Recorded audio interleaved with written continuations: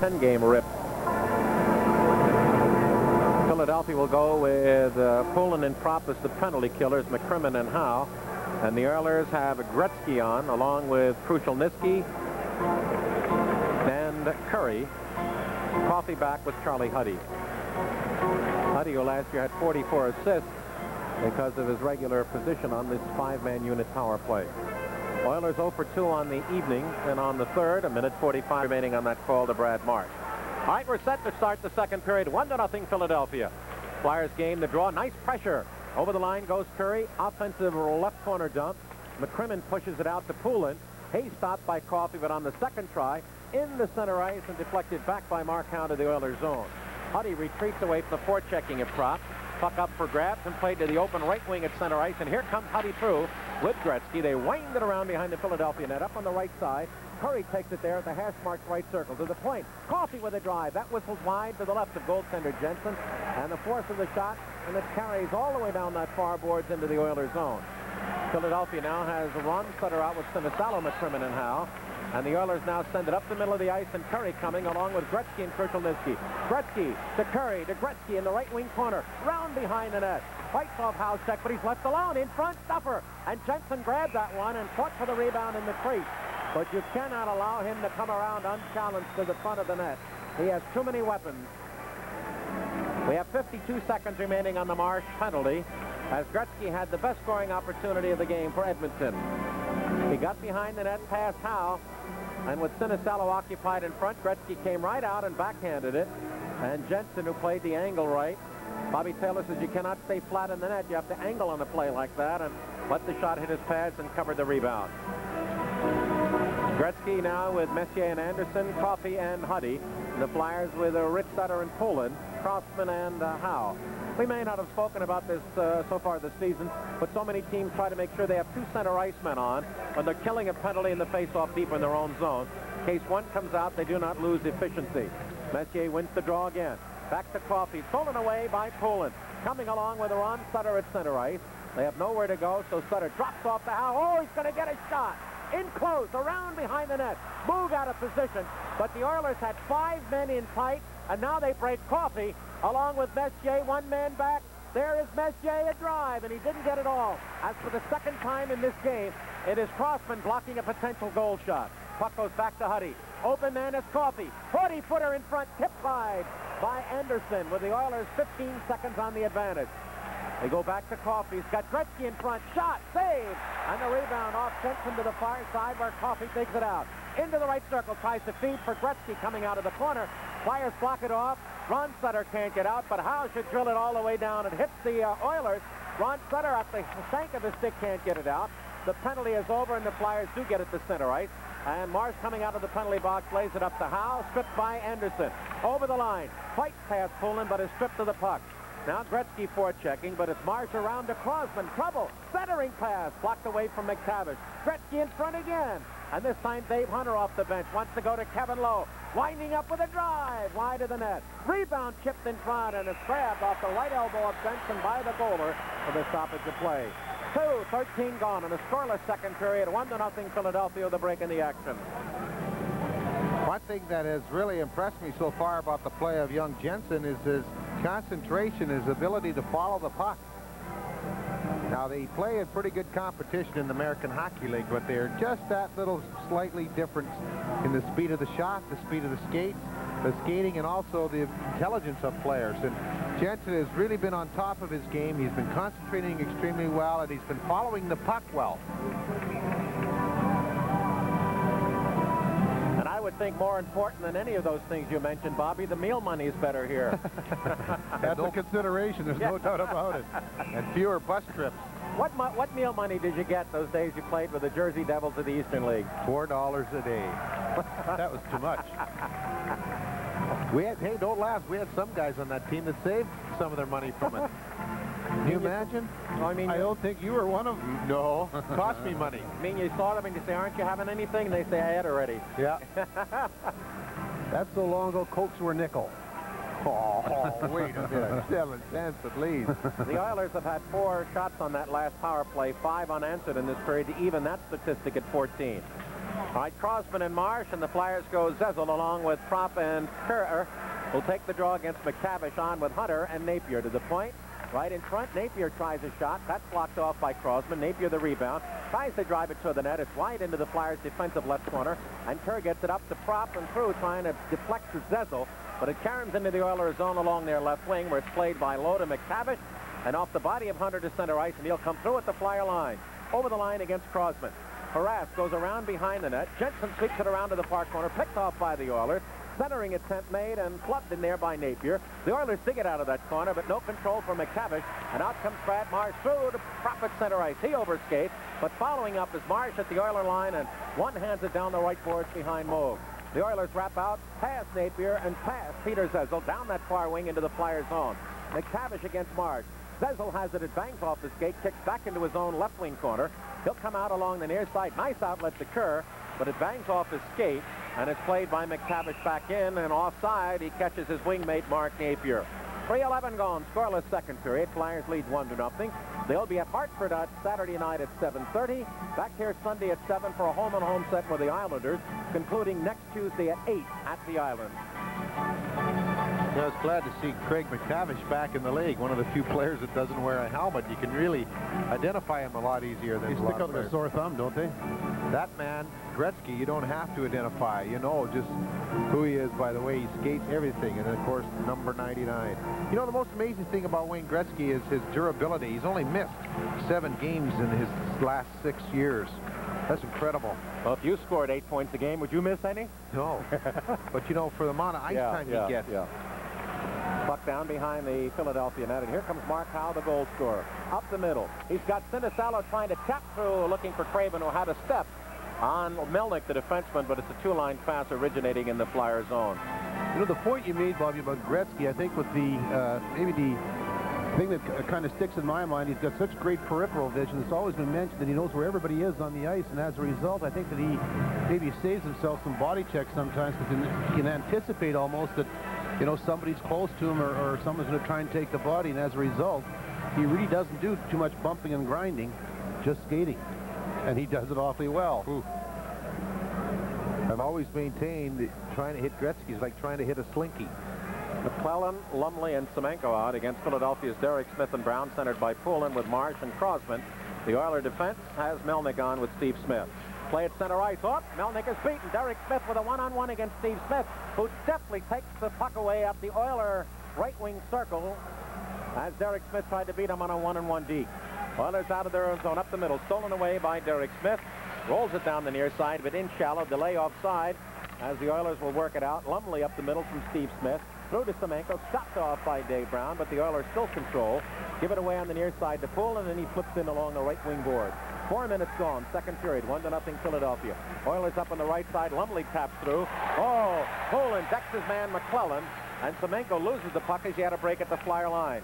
Flyers now, oh, they're knocking heads now. This time Poulin is buried by McClellan as the Flyers drive it in, and when Brown and Semenko out there as the dynamite cap, something might pop loose here. Puck down in the Flyers' offensive right board. 3 Philadelphians, 3 Oilers, and it's Edmonton coming out with the puck along the right side. Melnick up the middle. He's got Lumley ahead of him. Through into the zone with McClellan. Drop pass McClellan, and a drop to the third side. A grab in the left second glove of Philadelphia's Darren Jensen. 4:32 gone, second period. 1-0 Flyers with a break in the action. I'll tell you, both clubs are coming out here bumping and grinding. Every time they get a chance, they take the shot, they take the body. That time the Oilers were going to the net, and Darren Jensen was able to make the save with his catching glove and hang on. So with 15 minutes and 28 seconds remaining here in the second period, Flyers leading 1-0. The face-off will be taken to the left of last week's American Hockey League Player of the Week, Darren Jensen. Only 5'9" and 165 pounds from Creston, British Columbia. Free agent signing of Philadelphia after a great year in the International Hockey League when he was the MVP. He won 40 games there with a 2.92 goals against average, and that's very similar to when the Flyers signed another goaltender, Bob Froese, who had a similar type year in the International Hockey League. And that's an outstanding record for that league. Oh, man, anything under 4 is it's incredible. This is an interesting trio out for Philadelphia. You'd ever recall the two setters together with Peter Zezel. Shot in front, and a little ripper by Curry is blocked off as he tried to wrist it through a screen. And Howe is able to get it up to center ice. Ron Sutter is onside against Coffey. Swings off to the far side, has a man in front. Following up is Ron Sutter. There's a drive right from the slot. And a beautiful block by Gretzky. And out he comes at center ice. As it appeared, Ron Sutter had a point-blank shot from the slot. Play into the Philadelphia zone. Breaking for the net. Coffey, the play taken away, and up comes Sutter. But Curry quickly back checking on the near side. Takes pocket out. The puck rolls loose behind the Oiler net. Wheeled up to Gretzky along his defensive right side. Puts it to the near boards. Pocket will put heat on Coffey. Spins him around. Puck up for grabs. Rich Sutter goes back behind the net. Pocket is there in front of Gretzky. In front. Puck up there for grabs, and Charlie Huddy is able to take it out of harm's way and put it up to Gretzky at center ice. Crisscrosses with Krushelnyski. Over the line against Marsh and Crosman and McCrimmon, and the Flyers take it back as McCrimmon pokes at the tree from Gretzky as he was indecisive about making the play.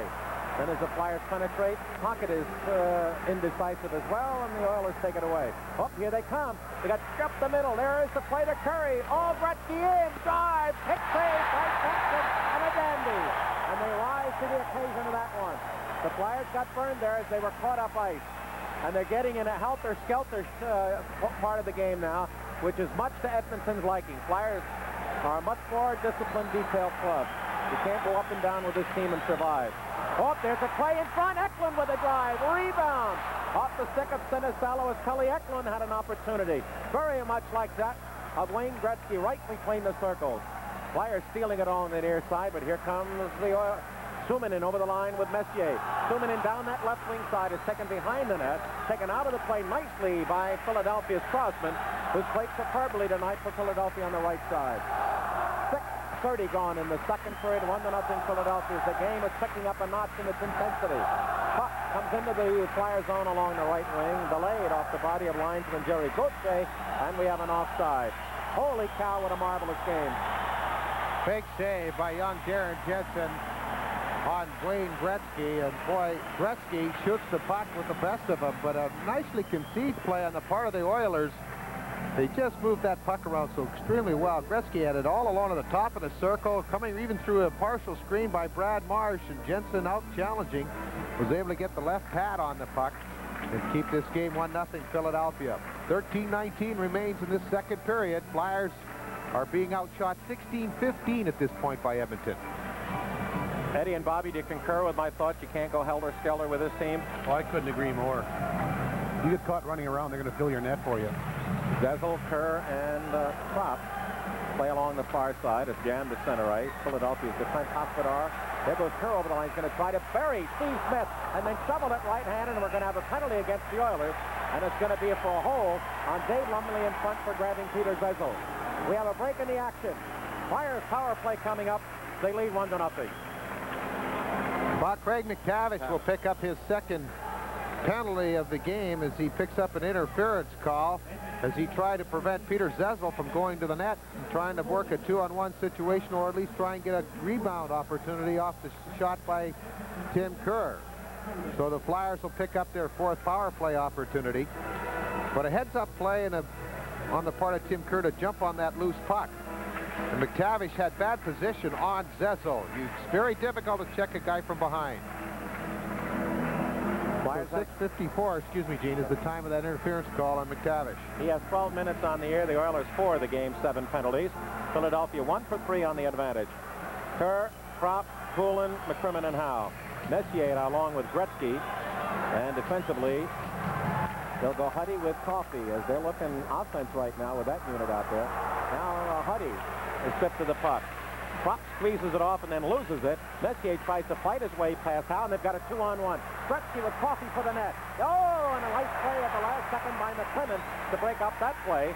That's what I said, they were thinking offense. Now the Flyers back. Howe 1-on-1 with Huddy. He's got Kropp and Kerr with him. Over the line into the left wing corner. Looks to center. And Huddy does a masterful job of preventing the play, but the Flyers work on the puck into the offensive right corner. Dug out by Howe. Wants to go to McCrimmon at the near side. Kicks off the skate. Kicks off again. Up for grabs, and here comes Messier along with Coffey and Gretzky. They make a play that misfires at the fly line, and turning back, Philadelphia is Poulin along with Kropp. There's a drop pass to Poulin. In front to the trailer, McCrimmon looks at the net. Back the other way. And Howe just barely keeps it in at the left point. Shot on the net. Grabbed in the body of Charlie Huddy. Drops to his feet. He hangs on to the stoppage of play. With 7:50 gone, scoreless second period. 64 seconds remaining on Edmonton's penalty to Craig McTavish, and the Flyers continue to lead 1-0. Mark Howe's clipped up over the left eye.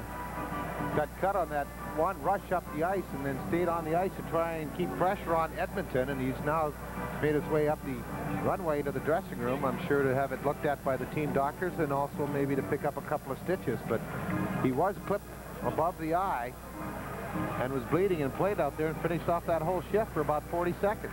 That's those defensemen. You can't hold them down. Eklund, Craven, and Sinisalo for Philadelphia with Crossman in Eric's zone. Messier will take the defensive right circle draw for Edmonton. Fogelin out with Lowe. And Messier is on with Yari Curry. He almost sensed, Bobby, even though the Flyers had the advantage, that the Oilers were thinking offense all the way on this defensive on the power play. Oh, they constantly do, Gene. That's why they set the record for shorthanded goals. They are very quick to go offense. They don't. The first thing they do when they get the puck, they look to just bring that man out before they ice it. Crosman into the corner, and as Eklund tried to backhand it through Fogelin, it hits the stick, goes up into the far seats, and the Flyers again will get another offensive left circle face-off. So if I recall correctly, the first team that really did that with an awful lot of success was the old Boston Bruins with Bobby Orr. Again, it comes from one of those defensemen, Eddie. Their ability to skate up the ice and have the speed to get back if they lose control of the team, that is. Top of the offensive left circle face-off. Messier, who won 7 out of 10, wins it again. Oh, there's a break as Crosman almost stripped at center ice by Gretzky and Messier. Now Sinisalo penetrates right wing corner for Philadelphia. He's bumped. Craven digs it out. He's at the side and in front. And then Crosman was in the left circle, but it bounced on him and he didn't get a full shot. Had he, the net was there to find as the puck is found behind the Oiler net. Fogelin sits on the puck, and we get a stoppage of play whistled by referee Don Koharski. Lee Fogelin, whose father played in the 50s in this league as a defenseman with Chicago and Detroit. Well, I'll tell you, he played in the 75 finals with Buffalo, and of course 10 years later in the 85 finals with the Edmonton Oilers. He's been around the league a few times. In fact, this is his 12th year. Maybe the lottery question is who in what final will he be in 95? Right, Edmonton the draw. They wheel it around to the near side, and Lowe gets it all the way down. We have 25 seconds remaining on the power play as the Flyers, I think, my stats will show, have had, this will be their 4th power play, and they've only had 2 shots, and they've scored on 1 of them. There's a blockage at center ice to Sinisalo to Thomas Eriksson. We don't have a report on Mark Howe. It appears we'll get some stitching, and how long he'll be out of the lineup is moot. Again, the Oilers get it to center ice, and the Flyers on the line change. Pocket drills it in. Eklund picks it up left wing circle. Oh, he's got a play in front. Kerr with a shot. Blocked, and the rebound from the offensive right circle skipped off the body of the Oiler defenseman. The penalty over. Up ice, over the line. They let him penetrate. Drop pass right side to Curry. It appeared they were going to let the defenseman Fogelin come right in on net or make that Dave Hunter, but the Flyers are able to tighten up and scoot it down the ice. As we're approaching the halfway point of regulation, 10:46 remain in the second period. It remains 1-0 Philadelphia. Gretzky penetrates, stripped of the puck, and we're going to have an offside against Edmonton when it appeared Krushelnyski was open on the left. We have a break in the action from the Spectrum, 1-0 Philadelphia. Well, he gets a lot of ice time, and I would too. I'd play him an awful lot. A lot of people are upset with that. He plays all the time. That's why he scores all those goals. But, you know, if you go through the history of the league, anytime there was an outstanding player such as that young man, you got a horse, you ride him. You got it. Bobby Orr played an awful lot of minutes. Gordie Howe played a ton of minutes as well. Pelle's family. Lindbergh, Pelle's father to the left, his fiancée Shastine in the middle, and Annalisa, the mother, on the right. Flyer president, chairman of the board emeritus, Joe Scott, directly behind the Lindberghs, and to Joe Scott's right, his wife Pat, are longtime members of the Flyer family.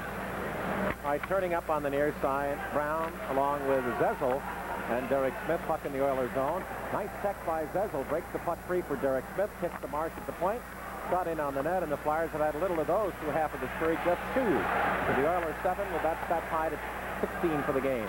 To the point, Marsh again, bouncing puck, that shot wide. Brown picks it up for Philadelphia, offensive right corner, tries to go behind the net to Derek Smith. 2 Oilers, 2 Flyers in there. Puck up for grabs.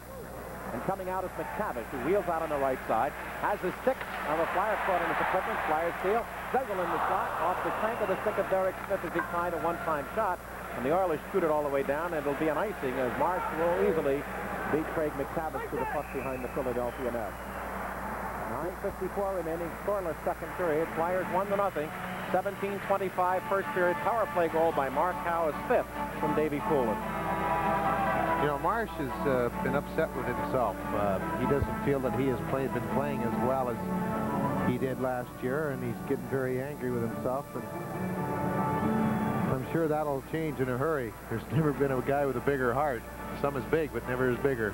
Sometimes that happens, Bobby, when you're trying to do a little bit too much, a little bit more than your job. You try and help the other guy out a little bit, and all of a sudden your job's suffering for it. And all you have to do is just work yourself out of it. Bobby, as my mother used to say, is Darren Jensen over the wim-whams? Oh, definitely. That first shot, he was. Wonder what he was thinking when he saw Gretzky winding up from 20 feet. He was scared, just like I was. Ron and Rich Sutter with Rick Tocchet, Crossman, and Marsh. Offensive right circle face-off Philadelphia. Krushelnyski on with Gretzky, Melnick, and Smith to defense. And Yari Curry. Flyers Tocchet right on from a sharp angle out of the right. Moe covered that one, and here comes Gretzky up on the right wing at center ice. Little dipsy-do through to Curry. He's picked up and stopped by Crossman, and the puck is driven in on the follow-up by Steve Smith. And Smith now, as he sees Crossman a little hold on Curry, comes over to do a little whoop. Now Tocchet comes up and grabs Larry Melnick, and we have our really first bit of temper of the night. He just wanted to make sure that the odds were all even as Curry and Doug Crossman got their sticks up at each other. Steve Smith came in on Crossman, and that's why Tocchet got up there very, very quickly. I don't think these two teams can afford to keep too many guys in the penalty box throughout this game. You give them too many power play opportunities, especially Edmonton. Eddie, besides some of the obvious, what can get one team to dislike another? Usually a cheap shot will do it for sure. That carries on from game to game and year to year. Either that, Gene, or if your team's been intimidated by certain players for, or certain teams for a long time, and you can see what's happening here. We're having a matchup of the heavyweights out there right now. Tocchet had words with Glenn Sather. Quite a few words as they were skating, as they were making the line change. One other thing, Gene, when a team wins, if they rub your nose in it, you remember it a long, long time. Well, Bobby, the Flyers better be careful, or that eighth assistant coach of the Oilers may not want to shake hands again. Up ice, Flyers come. Poulin works down the left side. Nice hip check in there by Lumley, but battling nicely behind the net. Derek Smith fights for the puck. Hayes tied up by Steve Smith. Gives it to Dave Brown. Brown behind in front. We're going to have a penalty as Davey Poulin was mugged by the Oiler in front of Andy Moe. And the Flyers will pick up another power play. Is that Larry Melnick? No, it was McClellan. McClellan. He grabbed so much of that play in front of the net is positioning. You have to try and get in front of the player. If you're checking him from the behind, it's very easy to foul him, especially when you're in that close.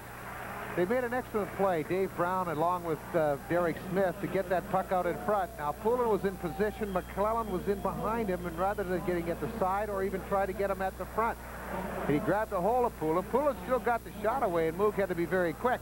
But McClellan pulled him, hauled him to the ice, and he'll pick up the 2-minute minor for holding, and it'll come at 10:46.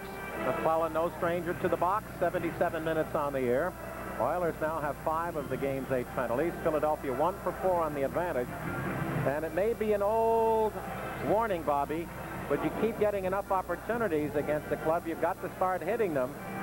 You don't want to be at Quebec and wind up in the third period with 8 power plays and leading by 1-0. That's for sure. Or they'll come back to haunt you. Eklund, Kerr, and Sinisalo for Philadelphia with Crossman and Propp at the right point. Lowe and Fogelin for the Oilers, along with Messier and Gretzky. 9:14 remaining in the period. Oilers have picked up both penalties in this section.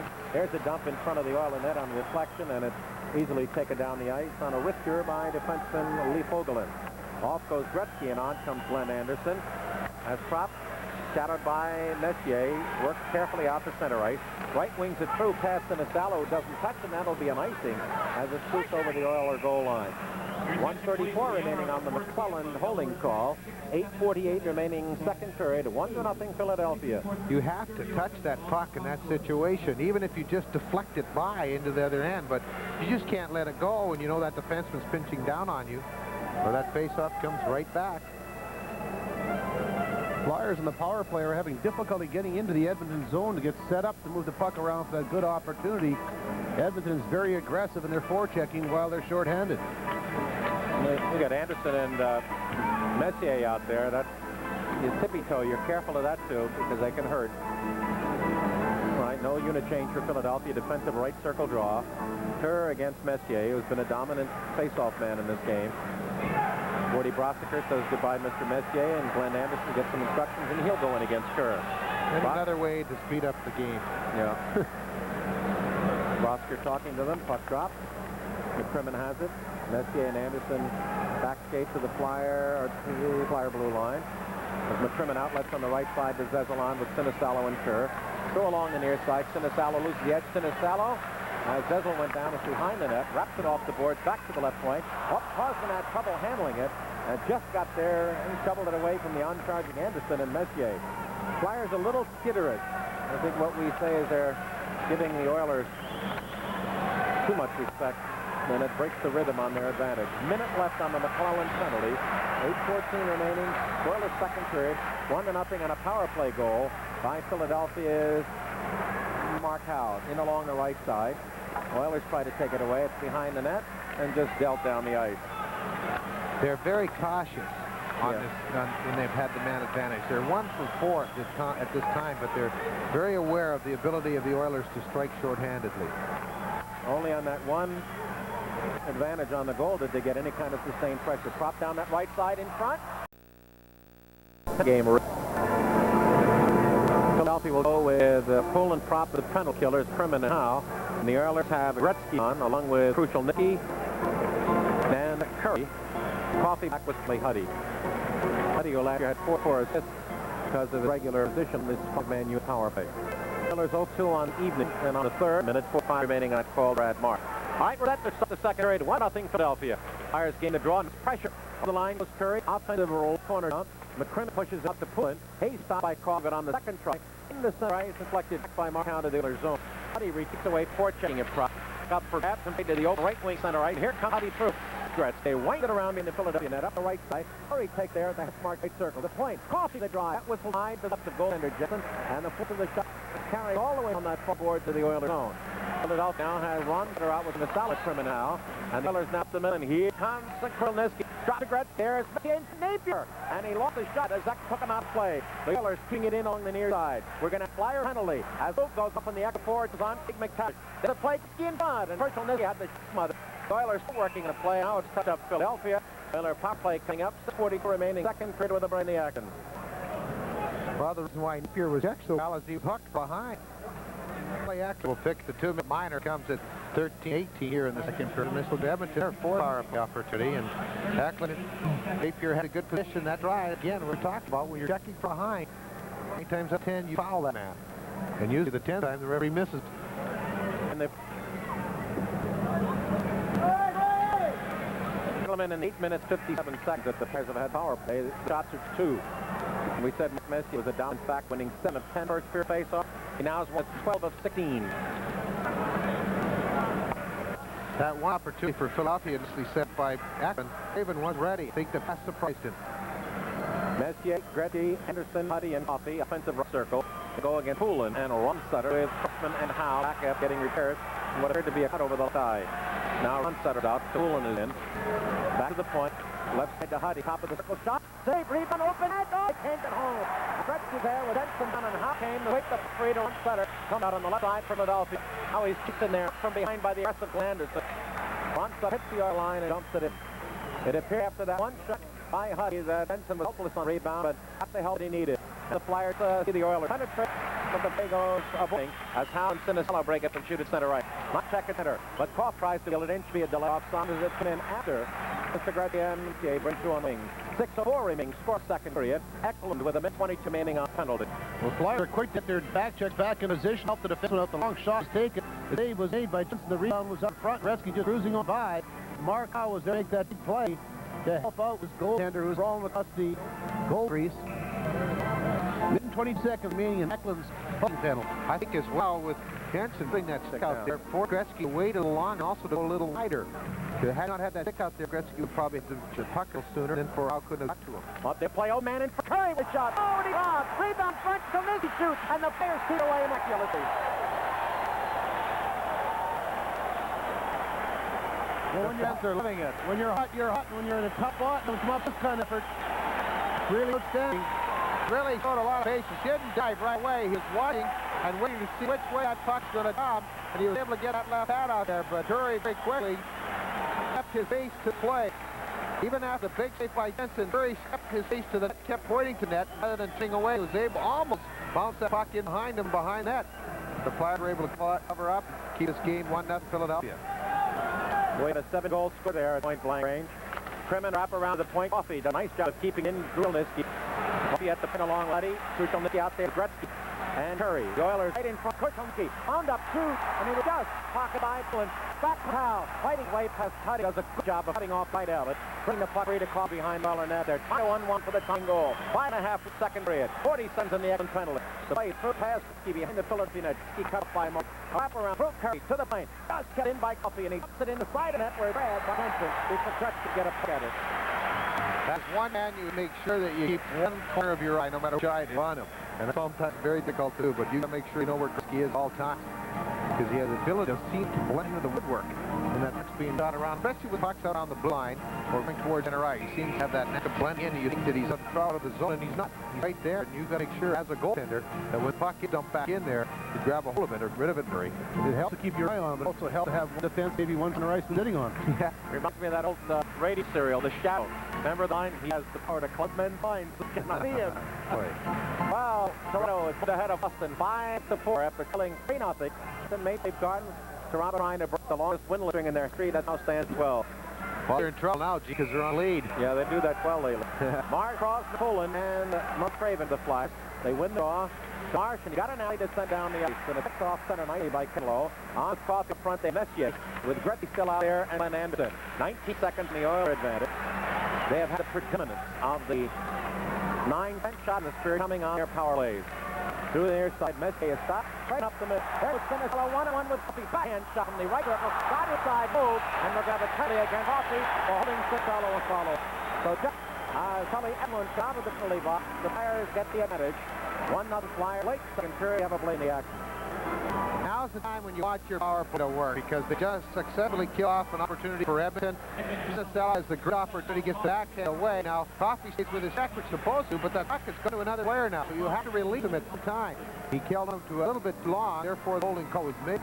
Hardy at 15-19, but now Philadelphia has the 6th opportunity of power play. They should make work. 21 minutes on the year for Coffey. The Oilers have 3 of the second period's 4 penalties. They have 6 of the game's 10. Like 1 for 5 on the advantage. On the season, 19 for 7-7. Buckles on the bay behind Oiler net, and a sell out along with Desmond Kerr, and defensively Howe with prop the point behind Oiler net. Move is by Kerr. Try to go to the paint. Might help play by the Oilers, and it's all the way down by Larry Melnick. Make that Krushelnicki was out. Now they have Hunter on McTavish and low with Fogelin. Kerr will lead charge on the right side. Over the line, he's trying to get picked low. Angle him a good hit.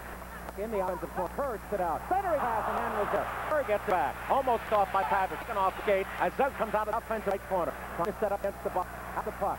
Depends on one pass. Fogelin harasses it. Gets back on the give and go from the corner in front. And Kaufman tries out his boot. Scram in front. Kerr. Kaufman slap. There's Maley on his shot. And got the left hand down to keep that one away. Fires Kaufman up to Sinisalo. Back to point cross. In front. There's an open net penalty shot. Here's the man. Goes to the side of the net. Put off the near side. Travis gets to come up with it. And Momo has a breakaway. It's the right does. Here comes her in all alone. Third hand. Go to shoot. Save by Gender.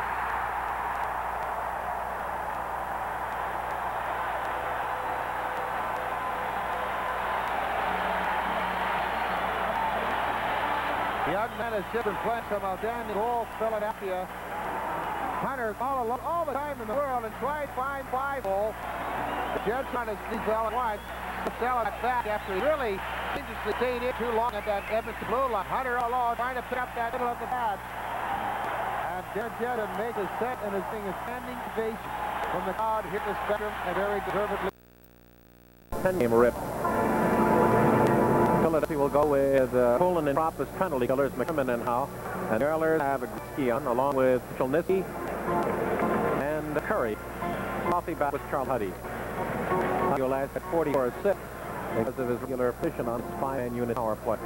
Oilers 0 for 2 on the evening, and on third, and at 45 remaining on that call to Brett Marsh. All right, we're to start second period. 1-0 Philadelphia. This game draw, nice pressure. Over the line, go Curry. Offensive left corner. Crimmins pushes it out to Poole. He stopped the Coffee on the second try. In the center ice and deflected back by Mark onto the Oil zone. He retreat away from the forecheck at Prop. Puck for Gretchen, play the open right wing at center ice. Here comes he through with Gretzky. The wing around behind Philadelphia. Up on the right side. He takes it there at the half mark right circles. His point. Coffee with drive. That whistles wide to the left of Goldberg, Gent. And the fourth the shot, and the carries all the way down at far towards into the Oilers zone. Philadelphia now has one start with Salomon Crimmins in now. And the Oilers now stand Craven defensively. Crossman is Thomas Erickson to the paint low. No shot. Wheels it around behind it. Gretzky screened up nicely by Thomas Erickson. Along across the circle his own left wing corner. Away from Gretzky and up the pass Curry. At center up the Poole. There's one in its block, and then it's up to stick Curry into the penalty box, our side center up. 3:09 remaining, scoreless second period. 28 seconds remaining on Paul Coffey's penalty. And it remains 1-0 Philadelphia. The Flyers on the 6th power play and wrong the ball only one for the game's only goal. They've that time they were trying to be more aggressive, hanging a little bit more in the offensive zone, and they got burned by it. That would be stuck in the back of their minds too. That opportunity was open so long that the Oilers had a couple of pops. Finally, put the tree. It was no within 30 feet on the shooter, Dave Hunt. Fires track along right side. Up the mid. Crave. A beautiful job by Lowe to break the pass. The man up slot on in the Oilers zone. Coffee will be out in 6 seconds. The Stenthaler pass back his line. Drops it in the zone. Throws the guard. Coff comes up. Let's have to alert that behind him. It's right. Get back into the play. Now Fugelin in the defensive right-wing corner of the Oilers. Checks man Salo on the puck. So the Flyers get consolation prize of an offensive circle face-off. 2:35 remaining second period. We'll be back on the radio and television network at 7:30 on Thursday night Hartford. Back here on Prism City with the New York Islanders and the radio network, and at the Island Saturday or Tuesday. In fact, this is the start of a pretty hectic schedule for Philadelphia. Right through to Christmas, it's almost every second day is a game. Arian lost the 5th goal, and Rick Vimes 11 from the 5th period. Given Toronto that high 4 over the boom. Poland, Prop, but Crimmins Mars. McCrimmon the drive off the pucker, high on the right side of Eddie Mogan into the NC. Eddie Mogan. He played with Lindsey Carson Billings in junior hockey. And actually, this is his 4th full year. He had parts of 2 other ones before being up here, and he and transfer being the tandem. SCA along crucial Steve and Glenn Anderson. The Oilers are down. Ness is going to try what he on Brad Mark. And there's just into the corner. Wraps it around to the far side. But Mel goes in to keep in the out front right corner. Glenn Anderson wants to start out in front. He's blocked. Now it's going away by the Oilers to the far side by pressure on Messier. Messier good from the corner. The Oilers 2 on in front shot. Score! Finally out of the corner comes the defenseman Ray Milne left untended in the game is tied at 1. That Flyer forward line, Brock Poole and Kerr very slow getting back into the defensive zone. Very slow. Was able to move up there at all odds. Melnick in the corner taking out. They did right thing. They had to take one end and that man coming out of the corner must be goaltenders. And this time Melnick they actually moved his forehand and was able to put the puck just inside the goalpost at this hockey game. But the Poole and Kerr very slow getting back inside the zone for back checking pursuits. Melnick just the 6th game has got the 2nd goal. We'll see any of 6 on 7-3. The Flyers for the lead almost the whole period. Plus 38 seconds. And in one of this centering pass, Brown front shot off the stick of Glenn Anderson in front up into the seat. Best in the other assist, Gene. So Melnick second from Mark Messier and Glenn Anderson. 17:53 at the time. We're tied at 1. Brown's 2 good opportunities so far in the game. Andy Mulgrew has been much better of at least that first time. But it's amazing how when you try to move up very quickly, that's exactly what happened to the Oilers. Their defense were moving out very fast. And it was for the fact that Glenn Anderson cruising behind. Brown had an open shot on goal. Watson's back. Now Linson and Casper have scored quickly. They now lead Toronto 6-5. I told you they were in trouble. You're a soothsayer. Rich and Ron Butter tied with Sussman and Marsh. McTavish is taking the defense draw with a Gretzky and Hunt. Defensively and Coffey. Puck at left side move behind the Oilers. Goes out to the right for pocket box to Rich Sutter. He's banged up and grabbed by McTavish. Flyers still battling the offense left corner. McTavish and pocket. It's Hickory finally. And Coffey lets the fire go. Here we go. You knew it was going to happen sooner or later. They were trying. They're going after each other most of the game. Gav, of course, an excellent kicker and is right on top of Tucker all the time. And it doesn't take much to get players frustrated, especially if the emotion's very high in ice game. They didn't hesitate to get him. Picked up the corner, and all of a sudden the stick were down on ice, the gloves were down. And both players were kind of pushing, shoving, wrestling. With a minute and 38 remaining here in the second period, both players will go to their respective dressing rooms. That's Tavish for Edmonton and Todd for the Flyers. Here's of McTavish cut on the forehead. He's been box will be his. Edmonton penalty number 14, Frank Tavish. And Flyers penalty number 22, Rick Tickets. 5 majors for fighting to Tavish and Puckett, 18-22. Up in the corner to the ring of Andy Hall. Tavish is doing an excellent job of keeping Puckett off the puck and not allowing him to make any plays. And that's when they both got 70. They dropped the glove and started throwing punches. And Puckett much the better of it, landing a number of right hands before the line were able to jump in and separate the two. Before you can look too long, 5 scored against 12, and in third grade at Toronto 6-6. Leeds and Bruin. Coincidental major, they'll play at full strength on the ice. Flyers with a shot in period. 12-7, the line. Gretzky along with it. Oh, left him in tight. Shot open. Oh, it's awesome. Oh, he'll never miss another one like that the rest of the year. Boy, I'll tell you what, don't want to back in like that. Flyers fence and back right in. They gave him the whole play. Gave him the defense zone. They backed right into the top of the hash marks almost. Yes, just holding on. The shot was taken. The initial save made by Jensen. Coffee going in for that rebound. Just now to drive home. But don't want to back in that deep. You want to stand up and challenge. Make them eat. You don't give them the zone. That's exactly Flyers. They back into the hash marks. And Edmonton had a good scoring opportunity. They also had 4 men in the zone before the Flyer forward got back-to-back. They had 4 men out there on two defense, but then Proctor along with Derek Smith came after the fact. Flyers have been slow in getting back their zone, which is not one of their traits. Used to get back very quickly. My They can afford to host this against Club Wastegate. So it was a 4-2 situation, really, on defense. You drew string in the lower right corner of the net, the upper left corner. Koff had the whole top half to shoot with Jensen on the rebound down to the left side. And say, missed another like that the rest of the year. So first got a break. Rondetter up middle. Here comes Ray Crave along the Ritzler on his left. With the feet. High back behind. Oh, this Crave held. They sure it held. They get it back to Kaufman. Left circle. Turnaround shot by Ritzler. And the Oilers shut down Flyers. Up they come the right side at center ice. Up the middle of the ice. Out of Flyer line. Pass down in Key. Looks for trailer. All by himself. Shot. Jensen. The grab to the 7. It comes in, but no. The uncalled Key after. Doesn't let blown and fit Jensen at the and then it dropped off glove. We'll just wait to look in. Again, Bobby, the Flyers defensemen that were backing in. I know it's Gretz, but the reason why he scores all the goals, he's capable of scoring 30 and 40 feet up. You don't want to give him the net. Exactly what happened. Flyers backed in off him. Here he is at the top of the hash marks all time in the world. This is going to be set. He takes that shot, but Jen quickly gloved out there and grab it and hang on with the Oilers and Flyers on his doorstep. Brad Kremen in fence still fell down as trying to make that move, but you're right. You know, that's the player. You got to make sure you try and get that play at the blue line. That time, the winger recovered. I think Flyers are back in their heat a little bit right now. The Oilers come on and dominated the second half of the period. And again, you look at power play, 1 for 6. And they were resilient. The Flyers get their shot, the advantage, and now say, okay, here we come. Curry, Gretzky, Kuchelnicki, along Huddy and Coffey. We have less than 50 seconds inning there. Bad giving at the point. Huddy shot in on the net, saved away from Gretzky by Jensen. Up at far side, Flair able to get up. Behind that setting pass off the skate. There it's in front of Flyers. Were able to shovel the center up. But they're now hanging on as Oilers a dominating play. Coffey on that weak side. Gretzky looks up in the middle. Left wing inside. Hurry. Tries to punch right up middle. Kuchelnicki pass off the gate and he tried to shoot it. But the Flyers again and have to regroup. Hang on, last 21 seconds of the sprint and gather force for the third one in the score. They've been outshot 15 to spin in this period. Despite having 3, they create 4 power plays. Flyers definitely back on their heels, Gene, there's no doubt about it, as the Oilers are really aggressive taking the bit of the Flyers, but they want to get out of this period. 21 seconds remaining face-offs in the Flyers zone, and it's an important one. The Flyers win, gain control, and get it out of the zone. One of the better face-off in the league, Mark Messier, will be taking face-off of the Edmonton Oilers. Talk to me about the 5-day layoff, perhaps the most assertive training session. Could they be winded a little bit? They could be, Gene, but I think now in this period they should go in on all 8 cylinders. Zezelton is still along with Prop and Mars Crawford. The Oilers, Messier, Anderson, Dave Hunter, Lowe, and Fulton. Cut off in the Oilers' offensive circle. Between the dot and the top of the yard.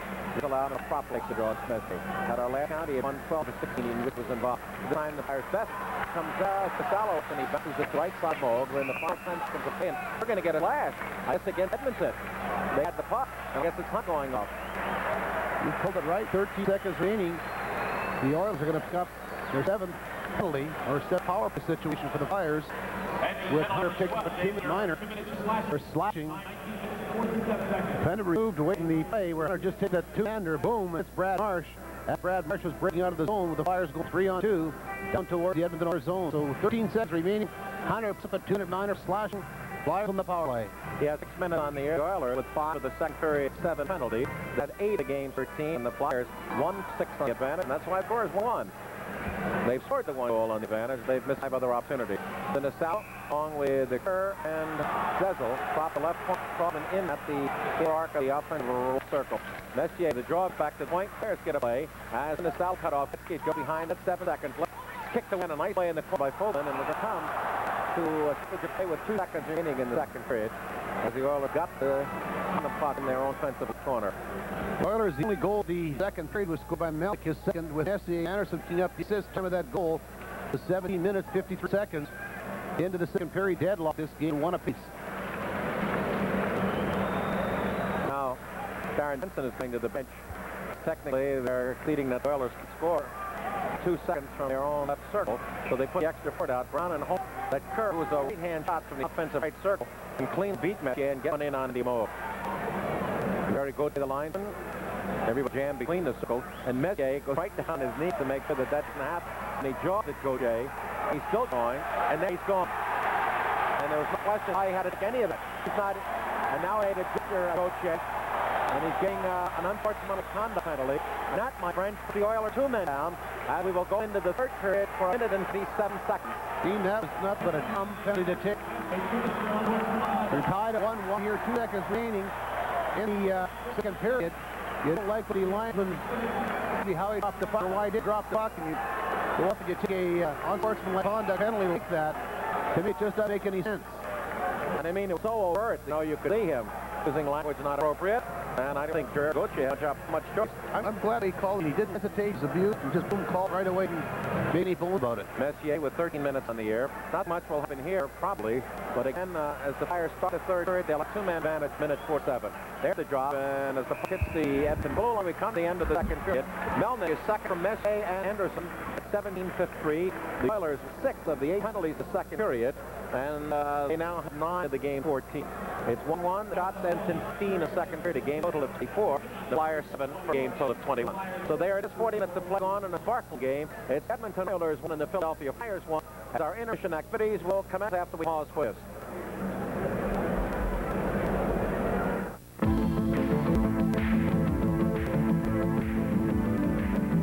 Most burglars steal money or jewelry. This one stole an ivory. Mr. Cook, he's sensitive enough to get to your fire. He's about a day to 1. I knew he's reading now. I can feel it in the pages. I was getting off on this. Something happened. He didn't. But you got nothing like something happened. Now he's going to use what he's learned from to steal her heart. That's in this book. Hey, up the light. Anything you want. We ever mentioned it. Beat up hearts. He's a green kid in a dirty business. He repossesses cars. He's a real man. His mission is to repossess a 6.4 Chevy, hidden in its trunk. What you got wrong? You don't want to look in there. His most important discovery in the history of our planet. It's a comedy. It's a chase. It's the pieces of law. Marlene, on my coffee break. Against the representatives of discontented youth. Against blind minds in government. Had a lobotomy in. Bottom.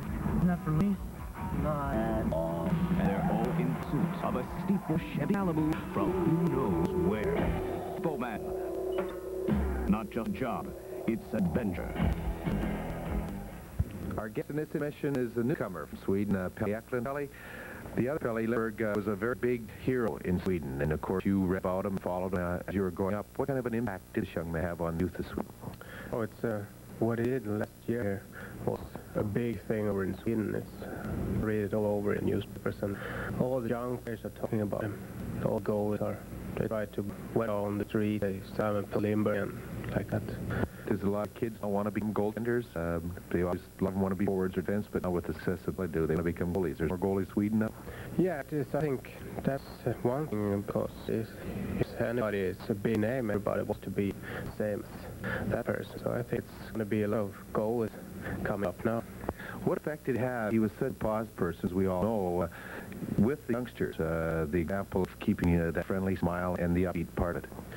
Yeah, he was, what I said before, he's a positive person, and I always want to do the best thing on ice. Every time he wants to do the best off ice too. Outside, home, he's working hard every time. How much help was he to you as a young starting out and also coming over here to Philadelphia? He helped me a lot. He and Charles together to help me with problems, and he helped me on the ice too in the beginning to keep up and keep going, to say things to learn from me, and that's very good. Was it a major factor or a strong factor in you deciding to come over here to play for the Flyers after being drafted? Yeah, it's a big thing. It's good when I know it was Swedes here before, so it's much easier to come over. I think, too, the Flyers being sort of a rough and tumble type team, or the reputation having that, having them here might be a little easier as well. Yeah, well, I've seen now it's a little bit easier, but most of the people in Sweden always had a tough and rough team. Pelle, the nickname, does that go with Eric, or was it something acquired from Lindbergh? Oh, it's coming up here, Pelle. I had such a different names home, but it's hard to people here to explain today. It's easier, Pelle. It's your namesake, of course. Where do you go from here? I mean, how are you going to approach things well? Oh, it's so I learn a lot of things when I think about him. Always, when you come on the ice, you do the best you can. Always try to be a positive person outside the ring, to always think good and never be sad and get down. Always keep up there. It can happen so fast, everything. So just keep going every time. Be positive. Thanks very much, Pelle. Thank you. We're tied 1 after 2 periods play here at the Spectrum. Let's go down now to Prism Sports and Mark Zumach. Thank you again, Chief, and evening once again to you. Welcome back, Prism Sports, between periods 2 and 3. If you happen to be joining us tonight for the first time, welcome. Enjoy tonight's exclusive coverage of Flyers. We also have exclusive home coverage of the 76ers and Phillies as well, plus some terrific movies. And, of course, home action, the Wales Conference champion Philadelphia Flyers. Mark Howe scoring the first period for Philadelphia. Barry Melnick in second period for Edmonton, 1-1 after 2. With us, the Chief and Eddie will return with highlights and their comments on that second period. Stay with us. There is usually a piece of irony in a tragedy. The death of Pelle Lindbergh brings to mind a number of ironies, including the fact that Blake's picture appears on the face of tonight's game today. Tonight also marks the return of Bob McCammon to the Spectrum. McCammon, now assistant coach with Edmonton. Prism Ken Adlerger talked this morning. Bob McCammon here at the Spectrum. Today, Bob McCammon returned to the ice where he coached the Flyers and Pelle Lindbergh. He came back under the most difficult of circumstances. It's difficult to come back, and no, it's really tough coming back in this situation with the death of Pelle Lindbergh, and you know, it's tough with all the Oiler hockey team. The mood has been great. They've been watching the game as they played poorly because of Lindbergh, and it's going to be interesting to see how the game goes tonight. The whole situation, how did you hear about it? What was your initial reaction? Well, I woke Sunday morning, and of course there's a 2-hour time difference in Edmonton. Heard on the radio that Pelle Lindbergh was fighting for his life in a hospital in New Jersey, so I immediately called Gary Darling, and of course he told me this story, and it's an unfortunate thing, you know, that a kid like Pelle Lindbergh, who's, you know, probably one of the first kids in sports, it's one bad judgment has to pay that zero price. I mean, it's just really sad happening, you know, for his parents and everybody involved. We'll never know the score they're going to suffer, but for the hockey world itself, we're going to pay the price. Oilers offered to postpone tonight's contest and are making another on-ice gesture. Well, I think and say they're, you know, a young hockey team, just like the Flyers. They were arrogant at one time. Glenn was on sometimes being an arrogant guy, but he's a very sensitive person. And of course, in this situation, I thought, you know, it was a great gesture on his part to cancel the game. And, you know, tonight the Oilers ring armbands, I think, you know, showing respect to Pelle Lindbergh, the great goaltender and the great history was. Coach McCammon was a major part of the development of Pelle Lindbergh. Lindbergh came to his own 5 years ago, earning big honors and leading the team to a championship with the HL Maine Mariners. Well, you know, he's the Rookie of the Year, most valuable player, and of course, first All-Star in the American Hockey League. And Bernie Front took him to his wing at that time, and he went on to, you know, to start. And one of the reasons Keith Allen traded Peters was because of Pelle Lindbergh. Bernie Front and the coaching staff felt that Pelle was a goaltender of the future. And he was sure a replica of Bernie Front, in particular last year. While I wasn't here, I got to see a lot of Fire games, and I was really impressed with the way he played. And you know, this is another sad part of it, is the fact that he was just coming to his own, probably 5 or 6 great years ahead of him. And you know, how much it's going to affect Philadelphia Hockey Club is yet to be seen. Thank goodness didn't trade Bobby Froh, because he's also a starting goaltender, nationally great goaltender. So they still have a chance. How's it going to affect Bob McCammon from here on in? Well, it's you know, Pelle Lindbergh always considered a friend, and you know, somebody's gone from you and you'll miss him. But you know, Bob McCammon left Pelle Lindbergh, life goes on.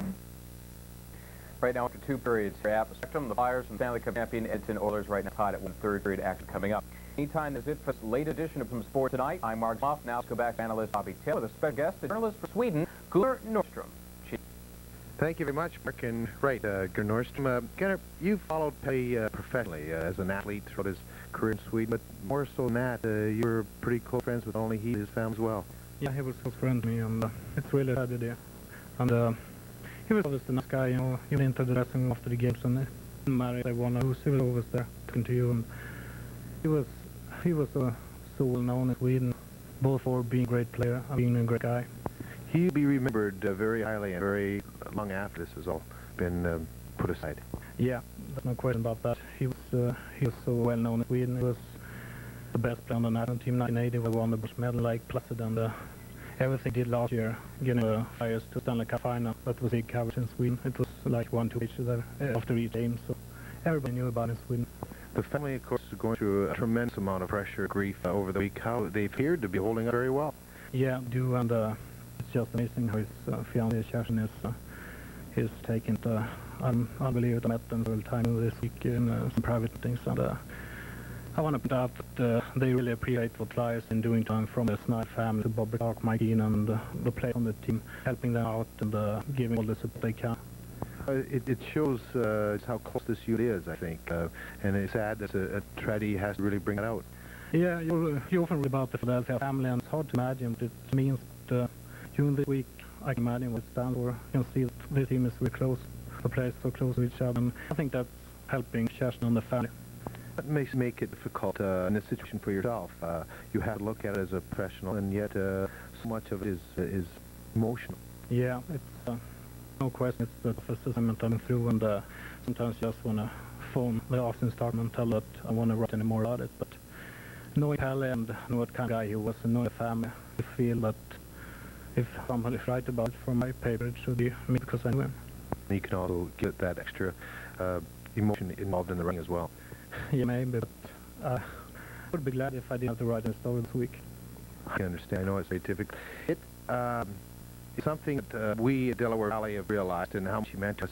And we talked a little bit with Pelle and how important he was to the youngsters in Sweden.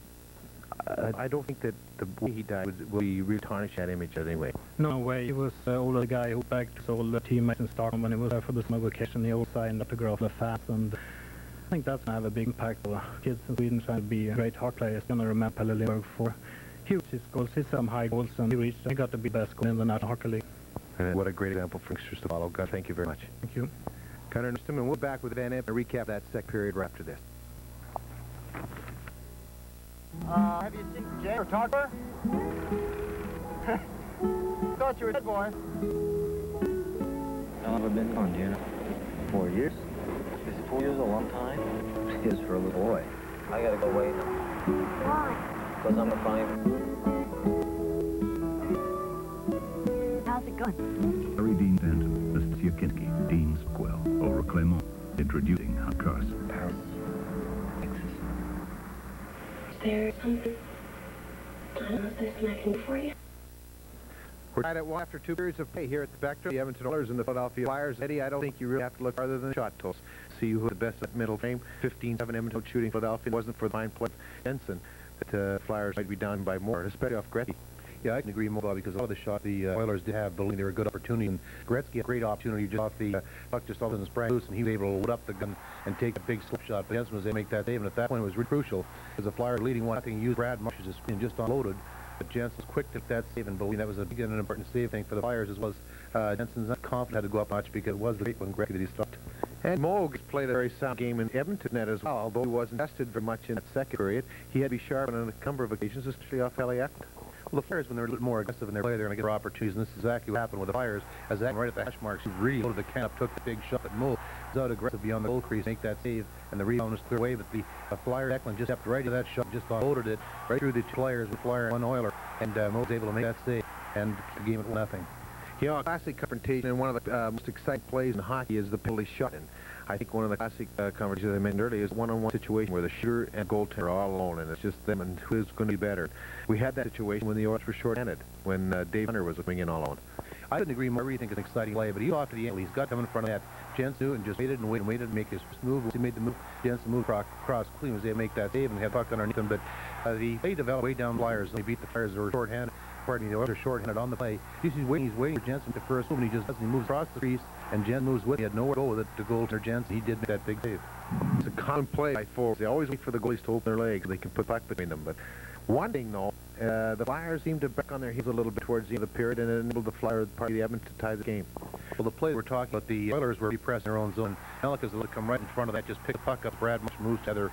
He just comes out in front, one-on-one with the goaltender, just beating to the stick side. But again, a play like that, it's hard to defend against. Maybe Marsh has stayed over. You just 6.5 it another. But it was a play by Ellick, and he stays set now, Bobby, for a good third period. I mean, it's 1-1, and you've got two great teams, so I'm going to see a great third period. Must they score a power play? I think it'll really help. They've got 2-minute advantage for 2 minutes. All right, let's go upstairs now to G. Harden scoring summary for that second period. G. Flyers only go power play at 7:25 the opener. Poole assists Howe fifth. And then in the second, Larry Minnick second from Keenan Anderson at 17:53. The shots 24 Edmonton, 21 Philadelphia. Penalty in the game 14-9 Edmonton. Toronto and Boston in overtime at 6. St. Louis rallied 3-1 down. Lead at home 4th over Quebec. Most significant part of the game had to be the first minute and 37 of this third period. For Dave Hunter picked the slashing call, 13 seconds remaining in the period. And then with just 2 seconds remaining on the clock, Mark Messier took exception with Jerry Gauthier about handling of a face-off. And Joe announced to up an unsportsmanlike call. 2 seconds ran off the clock, and as we go into third, the Flyers, who had an impotent power play, they're 1 for 6, are on their 7th, but have a 2-man advantage for 1 minute 47 seconds. And then the 11 seconds remaining on Messier's penalty. I'll tell you, very pivotal. If you do not score here, you risk disaster, because you cannot give any outstanding team the opportunity to escape that number of mistakes without costing. Omot and the Oilers had effect of a delay the game penalty. As you know, under the new rule, you're going to warn, and you have to be on the ice at the expiration of that clock for the intermission, 18 minutes. Now Messier is over there, but to no avail, because this is going to be a bench minor to the Oilers. It'll be their 10th penalty, and in one of those rare, I'm going to put it on my book the first time we've read this is a face delay, and it counted 0-0-0 of the third period. Gentlemen, what we have here is Edmonton has been given called the new rule, where they have given a bench minor for failure to reach the ice in proper time. Now we also notice that the Flyers bench though, so the players also have been had with the same penalty, even though the scoreboard has the 2 minutes up for Edmonton. I think that should be a race. The 3 people should be Tavik, a holdover from fighting, Hunter and Messier. So for penalty should technically have 4. And Lou Nolan is waiting and saying that they're calling the official over the end of period light going on, because it seemed to be discussion, although now he's calling, he's quick-tagging to the Edmonton captain. Or they needed a man in the penalty box. I'm right to serve that mine penalty. They do have a delay. I made a mistake from Taka going in. Wasn't a Fire going in for the penalty. He's finishing out 5 minutes on the fight with Cabot. The Oilers have 2 penalties running, 147 on that to Hunter, 158 on that to Messier, and 2-minute penalty, bench center for off. Now with another penalty against the Oilers for delay.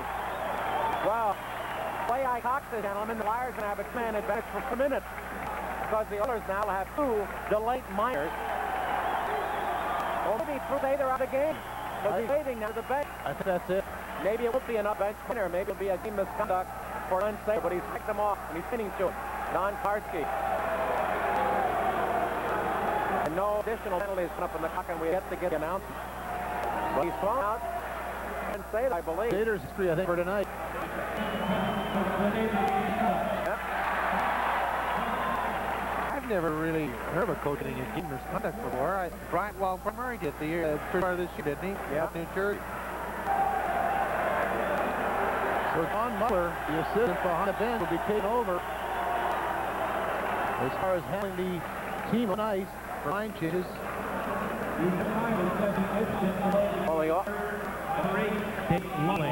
The game penalty by Lumley. The Oilers picked up flashing and unfortunately a team delay in the game, all in the face of 15 seconds playing time. But right now, my friend, the game will be on the line for Philadelphia. A 2-man advantage for 150. Prop coming up. He's in with Kerr. Then is slow. Zizzle and Crosby, and some inexplicable reason, the two-man advantage. Last thing he wanted was Duncan, and that's what Flyers did and grab. Well, I know you don't like to do that, but sometimes situation calls for it. And Edmonton had the three-men back there, and they had the Flyers very tentative in the power play opportunity. The man will be really in the hot seat if their goaltender both. These guys are going to have to really pick up an awful lot of slack, especially when you're 2 men short.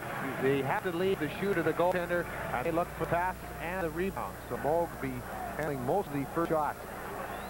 Curry out, along low, Ogle. Fires Crosby straight away, top drive. The main front, double right to the near side. Eric is in front, scores! The right corner by Casalo.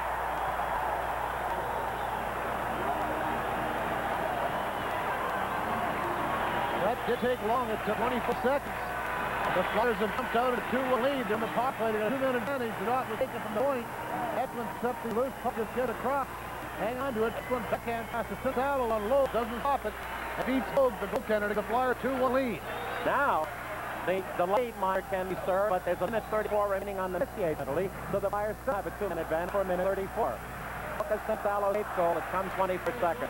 The Oilers have to draw. Coffee in his own zone. Nice play away from Casalo, and tips it up into the play side. And the execution's excellent until the finish, when now is off the face off his own zone. Brian Propp and Pelle Lindbergh will pick up the assist on the goal at the 24-second mark. The second power play tally for Philadelphia. So they're now working on their 8 power play opportunity, Mr. Hart. 1, 2, 3, 4, 5, 6, 7, 8. They're 2 for 7.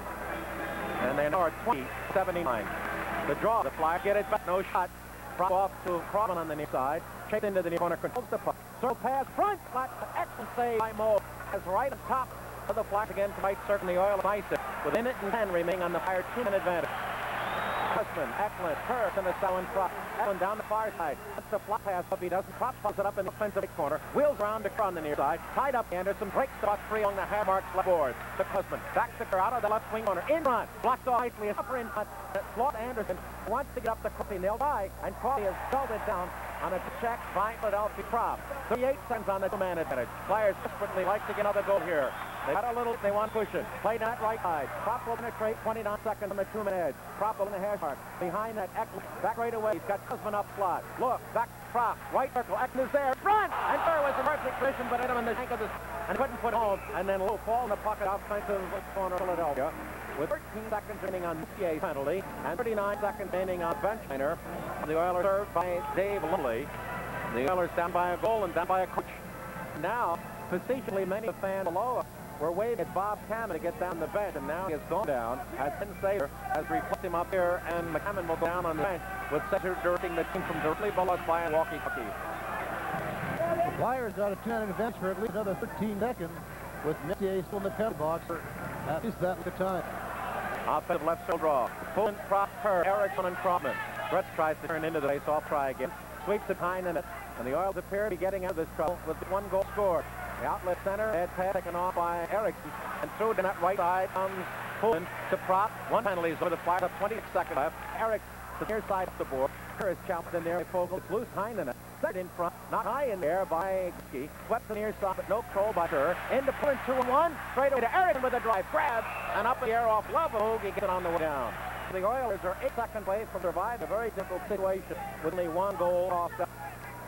The trailer had the opportunity to in late behind play. Pass was made. He took the shot, but Moog made the save, and as he did, going for the rebound, Moog was there to get the fire forward, or I mean, for defenseman out of the way, moving him out of the way physically, allowing his goaltender to hang on to the loose puck.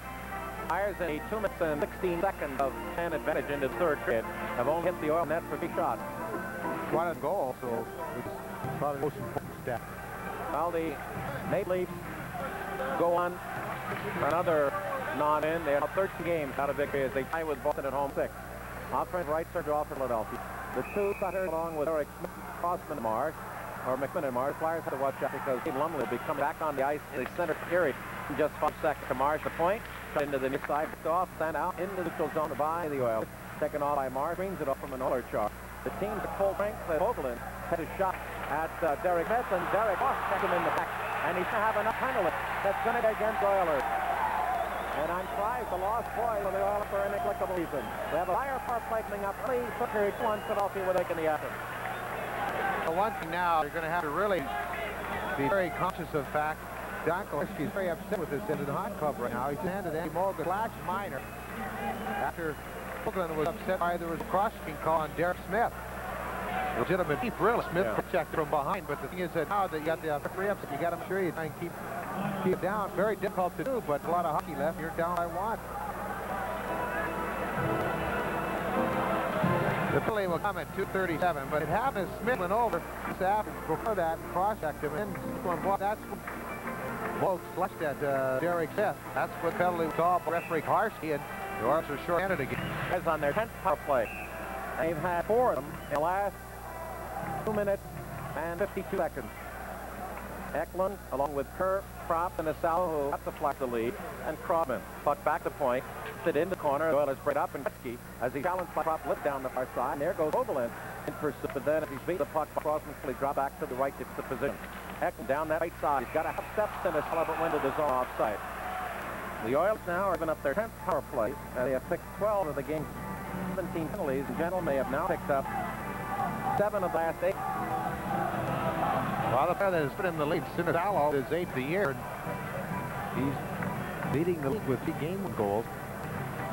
There's had another multi-power play game. In fact, they won at 5-3, but we're only 1 for 12. Tonight, they're 2 for 10. All right, the Oilers ice, minute and a half left on the Volk penalty. Now the Flyers give away at center ice. The Oilers Gretzky comes back, up the way him nice by Propp. Kerr. Kerr to play Eklund running in 1-on-2. Stop the zone. And the Sallow in the middle of Kerr with a shot. And he got right on the front hole. Moe covered to stop his play. A minute 14 remaining on the Oilers disadvantage. Earl third, 3-2 Philadelphia now. Cabot and Hockett have finished their majors for fatigue. Well, you can see Glenn Either now from the press box just in front of us. After receiving that game's conduct. Andy Bogus, the player that had been on a hot seat, he's guy, as mentioned, that has to be very, very sound at net for them should they try and mount a comeback, especially getting all these power play situations are filling. Shot from point, score from outside, and maybe with the deflection in front. They're dropping a rating shot. Flyers lead it 3-1 on the 3rd power play of the night. We talk about the importance of face-offs. There's a good example of Flyers in the power play. They won the face-off. Smith doesn't lose many. The last one here, Propp just stepped in and unloaded. Big shot. It may have been redirected just prior to hitting the net, but the Flyers get 3-1 lead. Propp unload. No, he hit the goaltender moved all the way high to the glove head, but he had a lot of time and got a lot of lumber on it. Gave the Flyers 3-1 lead. All 3 goals. The Flyers have scored tonight have been a power play. Kerr, this says on Propp, the team goal of the year, and the Flyers have flipped the 3 power plays, and now the Oilers only 2 but my friend, and they're dangerous. The Flyers now have to come with strong defense and continue their play to the period. Timmy Kerr now has recorded a point in his 11 last 7 games. And in that stretch, 2 hat-trick, 1 2-goal game. All right, Flyers.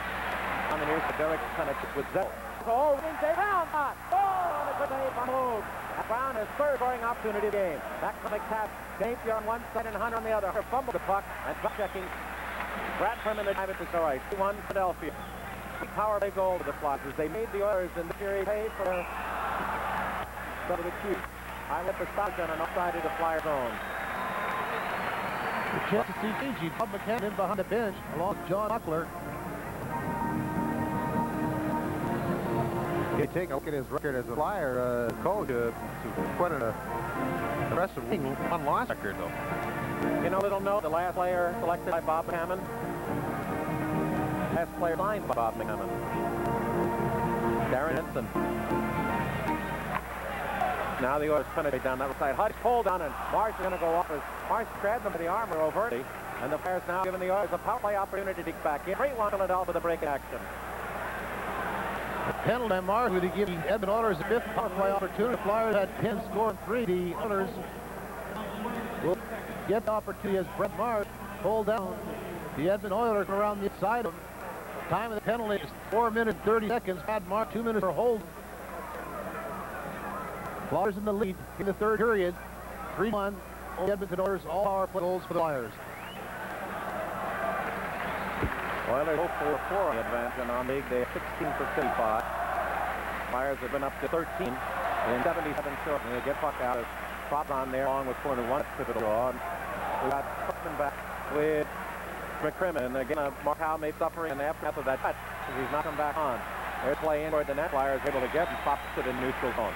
McCrimmon and Cosman along with Keenan and Propp And the Oilers have Huddy on along with Coffey and Young Curry. Gretzky. Flyers come up at the Oil line and will have to regroup behind the net. The Oilers, because of the number of power plays called up, have not a shot in the last three. The Flyers had 6, scoring on 2 of them, both in the power play. Jensen is a bad case. He gets puck away to near corner to Gretzky. Huddy off the Coffey, top left circle. Last hit the post, I believe, on the outside left of Jensen.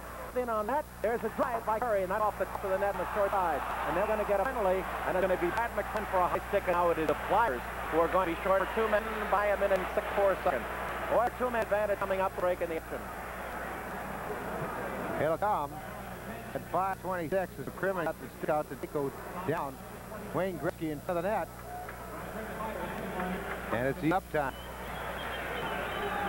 So here, club, you really have sweat when you have one man up on. Now you have 2. What can happen is turn into a shooting gallery.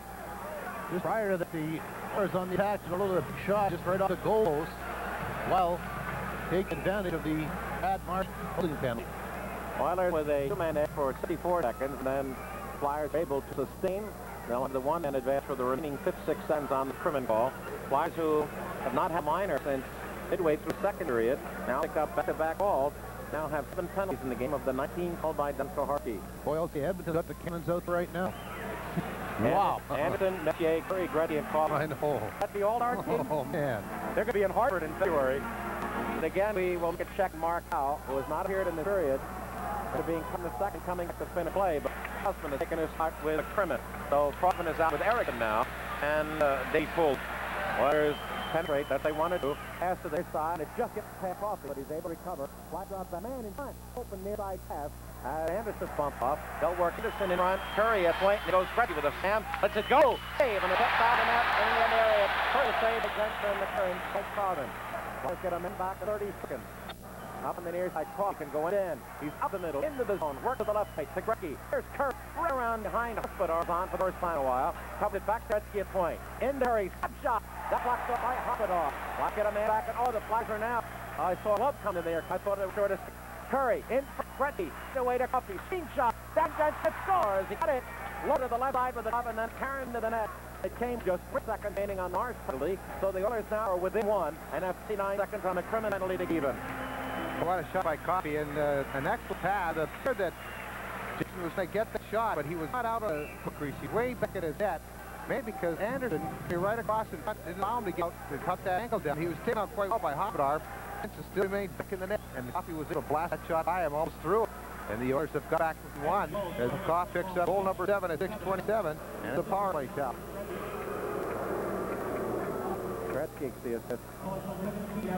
Very Curry. He got it in the lower part of the crook of the arm and the glove, and then it just fell down about there.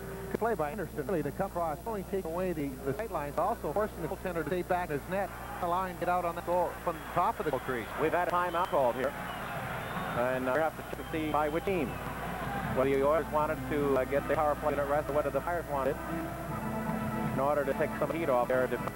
So we played 6:27 to this period. We've had 3 goals. They're just 2 in the first 40 minutes to play. All of the 3 in this period on the power play. 4 the game 5. All 3 by Philadelphia with a man advantage. The Oilers are now 1 for 5 and on our 6th attempt. And this is the 16th power play in the game. The teams at this juncture 3-4 for 15. The Oilers, who had a statistical edge through 2 trades and take face up to 130-foot loss on these 3. Messier best at 14-9. The other time, Messier will go 1-1 with Marsh. Down that side, Fitz goes into the slot. Open on the near boards. Slots across, spins for him. And the Flyers line it up, but Coffey beats back at own line with the puck and shovel bad pass to the forward. And the Oilers have to keep in their own zone as the Flyers put on 14 pressure. Now they break Anderson and Messier down the right side, being heat. There's a drop pass, Messier in. And Marsh was able to block that. Nice to see to Coffey at the point. To the left, so Curry the one-timer, and he didn't at all.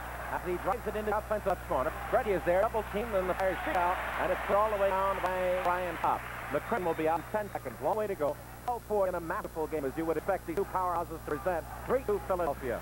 And the Flyers to get up the Oilers. McCann is out, and Flyers pay not too bad a price for the 2-man disadvantage. 1 goal. Now McCavish is in. Right circle drive, and off the pad, Jensen. Mark can't get out. The catch up in right corner behind that. Brett bucks the Kent front. Open net, and good save by Jensen. Rebound. The dive in front, they're scrambled. And then Hospodar dive on Gretzky in front of net, and Kirk comes and take up at the Flyer defenseman. Temper fly, and Gretzky, who was a week ago yesterday at Los Angeles by Dave Taylor, is not doing the same thing. What are you doing to me for? I'm doing anything to you. breaking the action way, period 8 to Philadelphia. What's important right now is the Flyers really they're out together in their own zone, because without Howe going to be a hurry for defending, they're going to have to use the other 5 they have best. And you don't want to have the Fox sitting in penalty box. That's what happened with Brad Marsh and McCrin when the Edmonton Oilers were able to get themselves back in this game on that goal. Paul Hoffey, hard slap shot in the top circle. Gretzky on the attack, had control of the puck. Was in behind the net, was able to move out front, hanging on. This is what he does so well. Just was the goal shot was taken, and Jensen made save.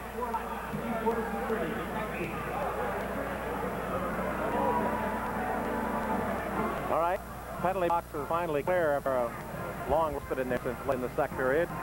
Teams had the availability of everyone. There's Mark Howe, a question to his status, and Glenn Steele was ejected in the game at the start of this period, being replaced by Bob McCann downstairs. So with some semblance of sanity, Flyers lead by 1. Tabbitt, Napier, and Dave are out, along with Lowe Fogel, and the Flyers have March on with Trimmin, and up front Brown has had 3 goal-scoring opportunities and was twice by Moog, along with Peter Zell and Rick Smith. Puck cleared to center by the Flyers. Lift back off with Tabbitt skate in Philadelphia zone. Pressure put on Mars by Napier. It's wound onto the near side. Derek Smith off skate and through down the right side comes Dave Brown. Can't get past the nice freeze check on the board of Lowe, but takes off check, bumped the puck behind the Edmonton net, try to clear it. Peter Zell does in the near corner. Izzo then tied up by Fogelin. As we've seen just beautiful talent play from players on both sides. Behind Doyle and Brown looks the center. The Mail in front, can get it up. It's cleared up to the near side, and finally, McTavish is able to send it to Napier center right. Slap that by Derek Smith, the puck open free by Mark. He works down the right side in the corner, puts it back in front, and a shot to the top of the net. Generated by Derek Smith, he did it 8. Moog was going down, he went high. Now Ron Butter in front. It's off body of the Frenchman. Shot. Full scramble. Derek Smith to go by. Fires hit the lane. Around behind the Oil net. Kicks through both. And Ron Butter. The Flyers keep it in time. There's way in front. No backhand shot. Now the Oilers break out. Tavish on that left side. Takes it with Hunter. Trade by Napier. O-line against Mark. Backhand shot. Quick try. Left-hand player. By Jensen. It was wide of the net, but he got 4 pucks to goal. Flyers, first time they've put any compression. Of course, our play's been such a big difference in the play for both teams. And when you're constantly trying to kill on eye, it really cuts down their offensive activity. McTavish, another one of the newcomers talk about how the Edmonton club just 2 changes throughout the year, and it's just puzzling sometimes when you think that being a Stanley Cup champion, you want former draft pick out of Lowell University. The University of Lowell. There's only one other player in the league that's from the university. Can you remember who it is, Gene? University of Lowell. Walt Whitman? No, I'm not. I'm away. Well, Comfort. How could you get that name? On the tires, down the far side. Coffee stumbles down in a foot, which was given in his left corner. Overgates the flat touch up, take off icing and SGA. Ice is wheeled out. On the left side, Raymond Tumanis played sparingly this team for Edmonton, as has the cement. Now he follows the puck down the right side against Putnam in the right wing. Hunter and Crawford's had a game. A blocked off. Puck goes down. Now the Flyers pull up the middle. Craven is right. He's got Craven on for a shot. And Moog down for it. Deflected to their side. But it's put in the corner by Glenderson. Flyers, Oilers in the corner right of Moog. Flyers come up with it. Craven gets to get it back to Crawford. Yes, it's not in on that. Tip by Poulin and out of the corner. Now into that corner, Hospodar. In front, Moog blocks it clear. Kicks in the corner to the left of the Oilers net. And they jump it out at the right. Hospodar gets through on the right side. And it's a 2-line pass as in his anxiety cleared the red line. Midway through the third period, Philadelphia with a break in the action. Hospodar seeing a bit more time with Mark Howe not back of the bench, not being back in the ice in third period. He's responded well. Here in the third period, it's tough to sit that bench for a couple periods and then come up in a crucial situation with Flyers leading 3-2 with 9 minutes and 39 seconds remaining in third period. Plenty time left here in Spectrum. I wish I had said that. Plenty of time. 2 studs and Cobb, along with Marsh and McCrimmon. Flyers working down to the red line and slid it in through the leg of Steve Smith to Harry Melnick, who got the Oilers on the board in the second period to tie the game 1. And the Flyers with a couple of 2-man advantage went up to the own spot goal. Get it back, Paul before Edmonton a power play with their man advantage. So it's 3-2 Philadelphia with 9:15 remaining in the third period. Carry on with Kuchelnicki and Gretzky. Check by Philadelphia. Break up Kuchelnicki. Puck the Philadelphia zone. Out to Rock Sutter. Sutter tied up center right. And the kick to Melnick. He's hit by Sutter. Sutter right on in front. Let's go!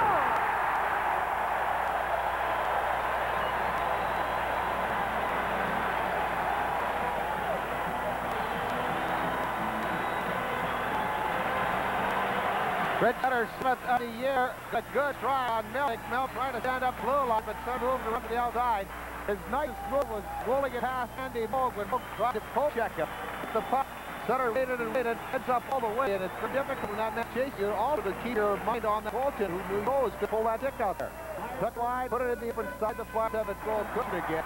And it comes to the level 4, Rich, their 7th of the year.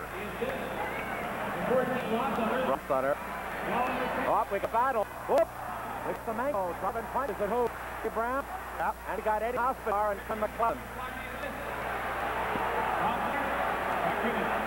You wonder what's going on. I see you around. McClellan throwing off punches on Hospital. Hospital has thrown any at all. Looks like Tom may get loose here. Gets left hand loose. He can fire pretty good at it. Nichols holding on to. Nichols a pretty good grabber himself.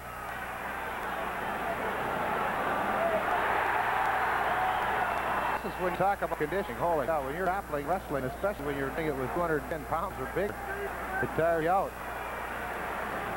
They weren't taking it. They went right after the two players. McCunn not getting much this time because of the number of penalties that the Edmonton's had to go off. Will be going to block now. The two Brown are left up Brown and Semenko. And they're at the last lurry, I think, before the Lions get in there. Those two big guys are big and strong, and they're awfully tired right now. They've been grappling, throwing punches here for about 4 or 5 minutes, and that takes the steam out of their arms. The Flyers who apparently seem to be short undefended in the absence of Marhowe. Now are to be without service of Eddie Hospodar for probably 4 or more minutes of the 44 remaining. I get the impression that Banco and Connor are gone for the night. You got right. You're heading into runway to their respective dressing room. That 26 will the time these penalties as Kowarski's over at Nolan talking, handing them out.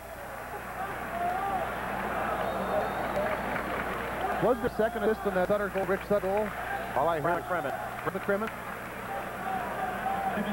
For the call. Days to go, and Flyers penalty number 21, Dave Grant. Each minus relating each game's conduct. And penalty number 24, Kevin McClellan. And Flyers penalty number 17 in Hospital. Each minus for fighting. The penalty 11 minutes, 15 seconds. Dave Semenko, Edmonton. Dave Mount Flyers. Each of 5 major fighting, each game conduct. Kevin McClellan, Edmonton, and Hospital Flyers, each of major fighting. I don't think this is over yet, Eddie.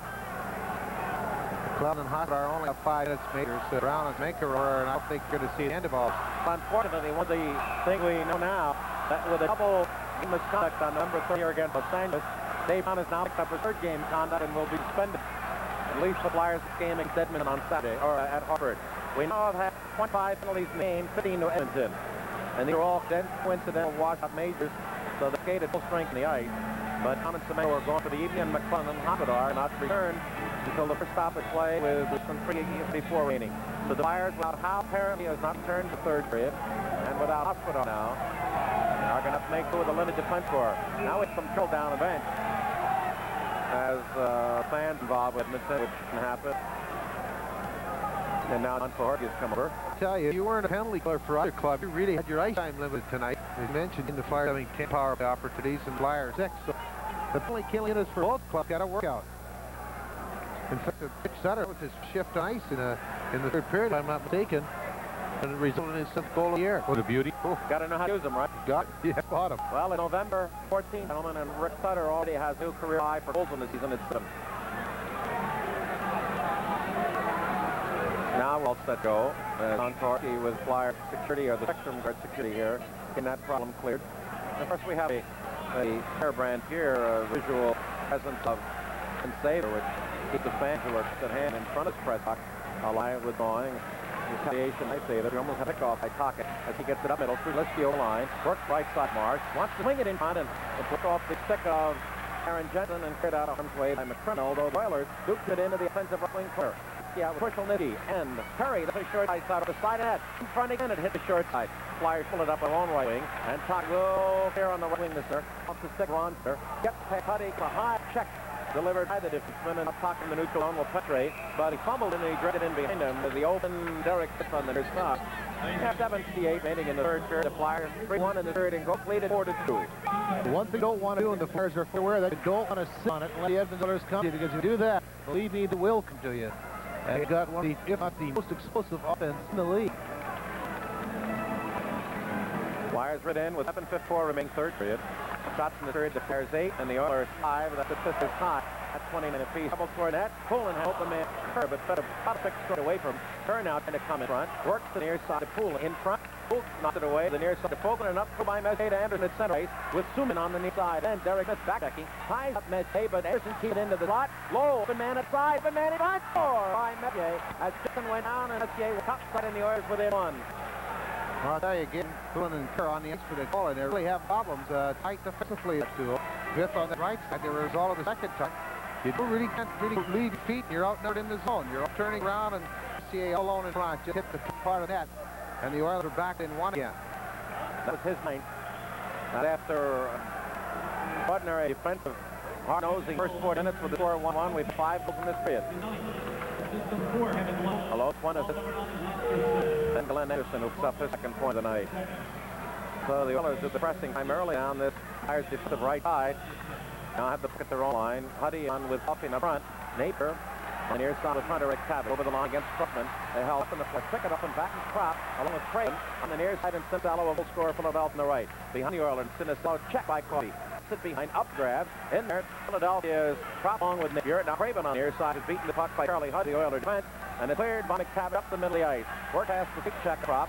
Try to wheel it down near side. Puck take it off. Held up his way up ice, nicely by her, and then as he hit the red line, sit in the Oilers' zone. As spoken out on fence, dives at the center ice, scoots right through McCrimmon into the Flyer defensive right circle. McCrimmon has it, bounces at the center ice. Ronfler taps back by low of the Oilers into the Philadelphia. Running up by the top, who drives it in the Edmonton with 6 minutes remaining in third period. Flyers 4 and the Oilers 3, but here's crucial Nicky on. He's got break up middle with McCrimmon from then a bad pass. As Krusnitsky dropped it back, Curry in his near right. The Flyers able to pick off, shoot down the ice, it's up to by Cabot before it's Southern. We have a icing called Philadelphia. 5:55 remain third period. The Flyers lead tenuous at 4-3. Well, it's be important for the Flyers back checkers to back up the defenseman out their own zone, because the defenseman Mark Howe has not been playing here in the third period. So it'll be important if the winger gets back to also contribute in their own zone. We talked about a number of new things Flyers have done in training methods, and one way of backing times or ice times and what playing time each player gets by computer. And shot it with each McGuire who's up at the box. Log time to it. Gretzky, Herschel, Nicky, Curry, Coffey, and Huddy. Flyers minus 2 defensemen. Howe with some kind of injury, and Hospital serving 5 minutes in the penalty box. Flyer work to a left side. McCrimmon to Derek Smith. Smith sit in front, and he hit Poulin and Craven. There's dig it up and send it by. Gretzky put pressure on Crosman for McCrimmon. Puck loose up, and here comes Anderson, the Flyer line against Marsh. Lines up the shot. Marsh blocked. Play cleared out on the far side. Down and controlled by Davey Poulin. Up ice. Now comes Rick Smith on 2. Drops into the offensive left wing corner. Flyer curl off, bring out the troops. Eric on with Crosman, and Preston is slung out. And here Eric Cully Eklund behind the Philadelphia net. Oh, Crosman has double hand center pass, and Tom Erickson there to wipe out the miss, but the Oilers keep it in along the offensive right side. Control puck as the Flyers at the beginning, and then Hoagland on the near side keeps the two straight of the net. And then finally, here Eric Eklund gets out on the right side, and the Salas rink walk pass intended for pop misfires. The Oilers in their own zone get it up through. Suman at center. No control there, and Thomas Erickson to the Flyers throws it in the right side behind Moe. With 4:40 remaining in the third period, fourth for Philadelphia. It is met all the expected position. On that left side, there goes Keenan around in front, and Aaron Timm made sure he hugged the post, and the Flyers then scaled it all the way down. Looks like have an icing as it's sealed in after by Charlie Huddy. 4:23 remaining in third period. 3 Philadelphia will break in action. You'll find now the Flyers will drop down to around 2 lines, and they have to play 4 defensemen or 3 with Howe and Hospital in the dressing room, or in the penalty box. But Edmonton will as well. You're going to go with your horses when down by 1 with just a little over 4 minutes remaining. Grimmon's going to call down to make it to lug off full of ice in the remaining 4 minutes. 38 seconds remain. The major being served by Philadelphia's the Hospital and Kevin McClellan of the Oilers. 38 seconds left to stop the play. Defensive circle kicks off Philadelphia. Up grab. Sumanen has it. Ray Sumanen. Look to center lane corner. He's bumped there by Philadelphia. Poulin comes out at corner. Marsh goes down. Sumanen with marvelous control. Great shot by Huddy. What a save by Jensen. Goal line. The Flyers running on a little bit of their own zone. They got settled down. I know not that easy. It's a lot easier said than done, but the Oilers had good puck control, good puck movement, get it back to the point, take that shot. They were trying to set scrap in front of Jensen, who went down to make that save and hang on that puck with Messier and Brad Marsh on the doorstep. No, I try and hit the rally cry on here at Jensen.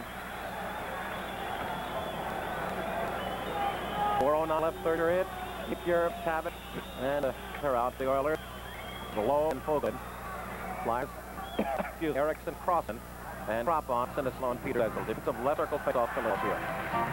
And by Gordon Rossiger, who along with Gauthier the lineman, and the referee is not so hard to puck all the way down. It'll be a nice, but no, Lowe, and they get there four. Back could he get there before? Flyers, Ezel. In front, and Sinislow tried to kick the puck. Misfires. The Oilers here out along far side. McCaff up, and Fury at right. Puck tries to pick him up. He goes 1-1 with Osmond. Swings right to the right. Has trailer toward the left side. No control. Nettier. He bucks back to Fullen. Screen in front, but the shot is could be injured by Peter Zippel. McCaff is there. Tries to center. Almost serves and a good month to control in the Flyers. Different down. Decide it and will get some time. But the Oilers will get offensive face-off. 3:38 remaining in regulation. Now the first pitch, Philadelphia. Melnick in the second for the Oilers. And that stoppage, we have Hoppiter out, Philadelphia, McClellan for the Oilers. Then Sims out on Crop, first and a half minutes of the third on top plays. Probably get one back on the advantage. Sutter make it 2. There's Rich, and then a minute and a half later, McKay to make 4-3. So right now you can see the experience of Edmonton taking over. They're not panicking. They've probably been in a situation that's going to become successful. But you have a lot of hockey left. 3.5 hits, and always great. You can look on the bench, see a Gretzky or off here, Messi, Anderson put out there. You really have to need a ball. But the Flyers are making sure, or at least don't want to take any chances. They're getting puck out there. Gretzky, Curry, Krushelnyski, Hudenkopf. Oilers withdraw. Krushelnyski is tied up the point of trouble. Then one in. That was the high percentage shot.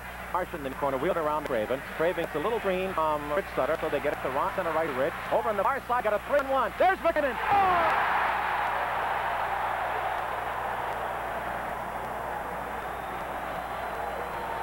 Boy, what play by Richie Sutter. Takes the Flyers to 2-0 good again. There hasn't been so many keys in order for team score. Ray Sutter throwing the puck and they're up in that nice pass on the part of Richie Sutter right to the forehand side of Edmonton. And rather than beating him, he would take a pass on the backhand. He put it behind him, but we had on the forehand, and he's able to one-time it a lot better and be moved. That's 16:50 of this third period. And the Flyers have a 2-goal cushion again. Brad Clemens football in 25 games, being back for a game on March 17 last with Islanders. First of the season. Rich Sutter will wrap down to the far side, gets past everyone. It'll be enough racing. Has curled down to 2:50 remaining in the third period, now 2:49. Sort of a reminder of that 7-5 victory the Flyers scored here early in season. They stopped beginning the season on beat string. The Oilers at 15. They scored 4 times in the last period to win 7-5. And here we are at 5-3 with 2:48 left. But as you know, gentlemen, it ain't over with the fun. You better believe it. On that goal, Bob, you know, Ronnie Sutter a real good play. He took the defenseman on play. As a result, he allowed Richie Sutter his brother the time to get on the outside to make the lead pass. But a lot of times, plays that are away from the puck can also affect the outcome. The goal. He did a great job of handling that out pass well because it was bouncing and out around his ankles. Well, the Coyotes come up big here in the third period as they have picked up assists or goals in the left 2 players scored. There's a play in the middle. Craven tried to check off his men, but it gets the center ace. 2:34 remaining. The Couch came in full glory tonight. This one, of course, the tribute to Pelle Lindbergh. They've had an emotional battle tonight. There's a drop coming in with Dodd, and Brad Mark blocked that. Wheels it onto the far side outlet. Off the stick of Cinderella, the right wing at center right. 5 to Philadelphia. As Flyer bidding for a team-tying 11th victory in a row. Anderson came downside. Marsh wanted to make a play. By wheel around with the former Huddy drive there. Oh! And Messier was in front as it deflected behind him. Coffee caught an angle shot from the corner. And a up to still Marsh. In here, 6 in the Oilers will get an offensive great first draw with minute 56 left. And we wonder now the Oilers go to the extra 4. 2 goals now. They did in Washington on Tuesday on 4-2 and a custom goal by Dave Christian. Usually what happens is they wait to about a minute mark before they hold the goal. They know they're done by 2, but then that's not saying that we'll wait here. One thing you got to really be sure of, especially in this situation, is that you have a player such as Messi out there who's so strong on face-offs. That's one thing I would be very cautious getting all of them that in their zone. Craven will take a draw. Again, Messier has been a dominant part of this game tonight. Oilers keep again. Ricky look, play behind the net. Locked off. Kerr goes in support. Oilers double teaming behind the net. There now that's Krushelnyski at the center. The Gretzky in kind off Harsh's gate. Well, if I didn't know that Lorez would look like trying for a carrot shot off Flyer defenseman. Let's get it up. We got a minute 35 remain in the third period. The Flyers by a pair, so they have a little cushion. That's on the near side. Gretzky goes in, but take a puck in behind him. We have an offside with Marsh on a grab. Oh no, we have the net dislodged behind Darren Jensen. And on for Hardy spot that, and they had the stoppage. And the face-off will be right at the fly line along their defensive left-hand side. Well, if there's any doubt about Moxie's character of this club, Eddie and Ed has been thoroughly scratched from their mind this after night. There's no doubt about it. The team really did come up with a big effort, and again, to be competitive team, I think worthwhile as Darren Jensen has done an outstanding job for the Flyers. He's faced 32 shots and given up 3 goals. Didn't fall in any of the 3. Right to the near side. Fires down the center.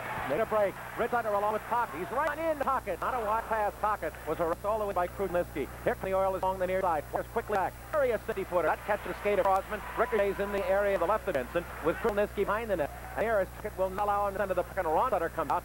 Bangs it off body of caught the center right, and he comes from center over the line. He drives off the body. Lee Poland deflects to the near side as the last bit of play. Long shot in the left corner by Crosman. Bounces off the Ashes behind the Oiler net. Great check in there by Ronstatter. Ritzler in front. Open!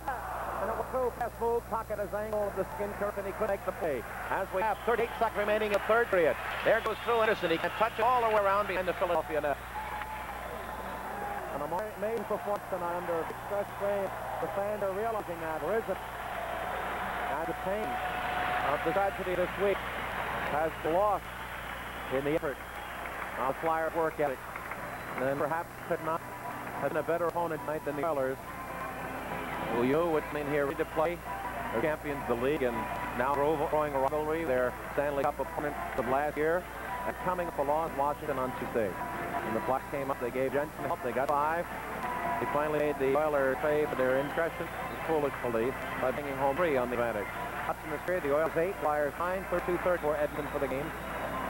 As Puck is at the line, 20 seconds left.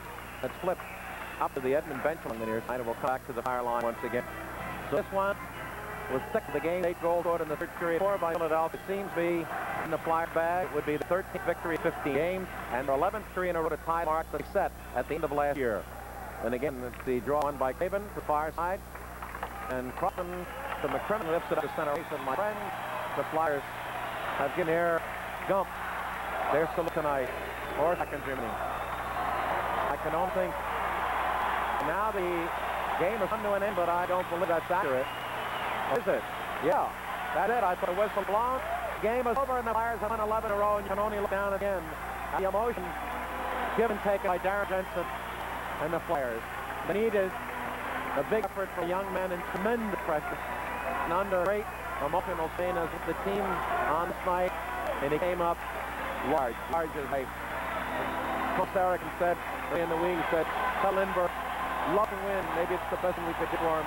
They did him tight, and we paid him tribute before the game. The Flyers did it during and at the end of the game.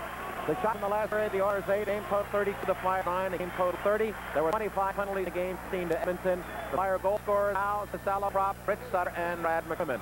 So the Flyers at the final score 5-3, and they now have extended their regular season unbeaten streak against the Oilers to 9 games. Let's go now to Nolan tonight, 3-star selection.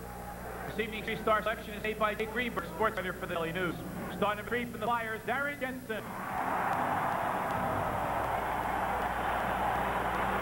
Tonight's second star for the Flyers, Rich Sutter. And tonight's first star for the Flyers, Brian Propp. Propp number 1, Sutter number 2, Jensen number 3. Stay with us. Bobby will be downstairs with the star of tonight's game after we pause for this. Is a very delicate time. Know then that it's the year 10,101. In this time, the most precious substance in the universe, the spice melange. The spice extends life. The spice exists on only one planet in the entire universe. The planet is Arrakis, also known as June.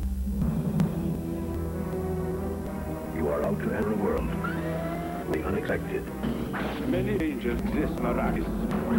The unknown and incredible spirit that kept on this planet. And the unbelievable meet. I see 2 great houses. Beauty. Where kingdoms built on earth that moves. We have one sign like switching God is the sea. And skies are filled with fire. The truth which will cleanse the universe and bring us out of darkness. A young warrior is called upon free people. Our world that holds creation's greatest treasure. He who controls space, controls the universe. And greatest terrors. A world where the meeting. This is genocide. The deliberate and systematic destruction of all life on Arrakis. Man. I will kill! I love you forever. And the magical. The sleeper has awakened! I have the final battle. Long live the Vikings! slightest pity or mercy. Emperor, we come for you! A spectacular journey through wondrous space and the mysteries of time. From the boundaries of the inevitable to borders of the impossible. Now, Frank Herbert's Wide Red talk about and Herod masterpiece comes to the scene. Dino Urantis presents Doom. Execute. This is a real war, not debutant's ball. There are no rules here. Boer War at the turn of the century was the first guerrilla war in history. And though they were ordered not to take prisoners, 3 men are now on trial for murder. And the case seems stacked against them. You are under oath. I'm aware of it. The unforgettable Breaker Rant. Final score of the Flyers defeat the Edmonton Oilers here at Spectrum tonight, 5-3. And our number 1 star of the game, a man who picked up his first HL victory in the winning goal there, Darren Jensen. And I don't have to ask you if you were nervous before the game, because I'm sure you were. I was. I tried to have a good meal this afternoon. I didn't have anything to eat, and I was pretty nervous. You came in from Montreal this morning, expect full well to get some kind of action on the ice in the morning gate, but trust you. Yeah, I was there for most of the team, and I was in my underwear and ready to go, and the coach comes up and he just said, we're not going to go on ice today. So and I really started panicking because I've been on the ice for a couple of days. What went through your mind when you first got the call that you're going to come out and start night, especially on this occasion and also against Edmonton? Oh, I was just nervous. I was Sherbrooke at the time. My roommate, he couldn't figure out what I was doing. I was pacing back and forth. It was pretty nerve-wracking. I had to get it over with. Butterflies all go when you get that first save? Geez, I don't know. They're still there, but it helps. The first save is big. And then, of course, you got a big save off Wayne Gretzky. That had to boost confidence in there going. Oh, yeah. It's just, I was just hoping, it was at least this player. Oh, yeah. I really screamed, so I can't guess on it. But, I was short side, I knew it was covered, so I just guessed it was going to go far side. You're supposed to tell everybody that you know exactly where it's going, and then you tell the people on slide you guess that, Darren. Yeah, okay, I knew where it was going. The summer knew it was. You're going to tell everybody at home you're Rob Wayne Gretzky. Oh, definitely. I'm pretty pleased with the way he played. Was it a surprise at anything in how the game plan went, how quickly they shot, or anything in the game all surprised? Oh, yeah, they really moved good against. Besides that, you have to have a really good peripheral vision. You have to look around. What really surprised me is when feed to the point, like to Coffey, he shoot right away, and I was surprised a couple times. Like one went off the post, real in and shot. Coming slow, that wasn't really bearing down. And after that, then I knew they started pushing to the point, nice and slow, so they could one-time them. A little different start tonight, opposed first time in the island, because you've been playing down Hershey, whereas you haven't been playing for a while up here. Yeah, Hershey, you've been doing really well. We've got a really good nucleus there, and we had 3 games come up this weekend, so they do well, and I hope I stay here for a while. I'll tell you, coming off this performance tonight, you certainly might. I hope so. I just got to keep up. Thing I know, you knew Gumber, and with the plus last year being caught up and being with Flyers, the third goaltender, and it must hit you players in Hershey as hard as it hit is every here. It really did. At the time we were playing Rochester last night, and we heard Sunday afternoon, and I couldn't believe it, and I was worried. My thoughts were there. I don't want to play this game, and everybody was really down. We went to the dressing room. Guys were hanging their head low, and started the game. We ended up winning that game, and we just forgot about it. But after the game, everybody just got back and thought about it, and it's really a shame. That would have put extra pressure on you coming in tonight too. Did you think at all about that, or were you just more concerned with how you had to play this club? I was concerned with playing the club. God, maybe I thought a little more if I would have had more starts, but it was my second start, so I was really concerned about the game. And I was really nervous too after the eulogy at the beginning of the game, but it went well. It certainly did. An excellent effort on your part, Darren. Thanks for being a guest. Thanks very much. Darren Jensen, our star of the game.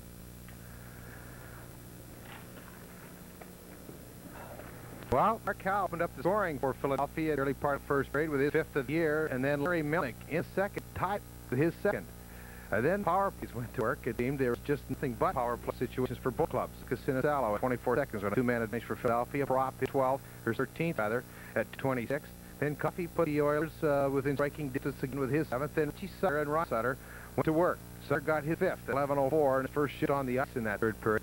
Garcia came back to put the Oilers very close, and Rich Sutter on an excellent play from Ron Sutter as well set up Brad McCrimmon with his first of the year at 16:50, and the Flyers have a 2-goal push 5-3 and end up winning it. Boston and Toronto seesaw back and forth throughout that whole contest. He ended up in an overtime tie at 6. St. Louis came back. Quebec was very, very well in charge of the game early on, but then St. Louis came back, ended up winning, beating the Nordiques right at the Dome 5-3. Our producer tonight, Mike Nicaro. The director, Frank Dennis. And the rest of the crew brought you this tribute to Pelle Lindbergh tonight.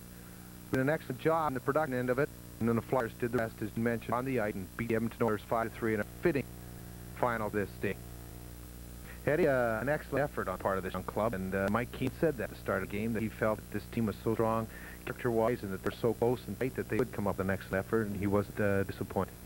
Yeah, and also is right. I'll tell you what, I was a little scared there for a while because the Oilers really come on until Rich Sutter made a big play and got the winning goal. It appeared at that time, at least, Bobby, that the Flyers, with Mark Howe not being there, Hospital penalty box for a major, they were short in defense, and the Oilers were just storming that, and eventually, looked like something was going to happen. But tell you what, he really held composed, did a great job under a very, very tough situation, and I've got nothing but admiration and respect for him. Well, what ended up to be winning goal was Richie Sutter, picking up his 7th on nice play from Ron Sutter, and an excellent play on his part, goal on Andy Bogue as well as Larry Melnick. Well, anytime you get one step on a defense, and that's exactly what Rich Sutter did. That one step on the defense, Melnick got on the outside, was able to move back to score him. The goaltender made a stab, just held on, and then put it back in behind the goaltender. That was Sutter's 7th goal, and also it was a winning goal. But the one that I guess salted away was another fine play by Sutter. Again, an excellent pass by Richie Sutter. It was been over to Grimmon. Grimmon took shot, beat the goaltender. Again, to give the Flyers their 5th goal, the cushion goal, and it was a big one for the Flyers. Well, big win for Philadelphia as they beat the Oilers 5-3, and we have a big news too. There's just been a trade announced in the National Hockey League. Pete Peters goes from Boston Bruins to Washington Capitals for Pat Reagan. So the Capitals and the Bruins exchange goaltenders. So it's been an interesting day as far as that is concerned. It has been, Bobby, and I'll say one thing, that it's been a remarkable day. The team has come up with a big victory, and the season's, almost one the way through, and there's, I think, a lot of interest in hockey left Flyers fans. Well, I know I speak for Gene Hart and Van Imba, saying how much meant to us this day and how difficult it was, but one thing for sure, a young man that we remembered very well will be going back home to Sweden as Flyers win this game tonight, and he has a lot of our prayers and our love with him. So, the best thing to say is not only good night from the Spectrum, but bye, Gump.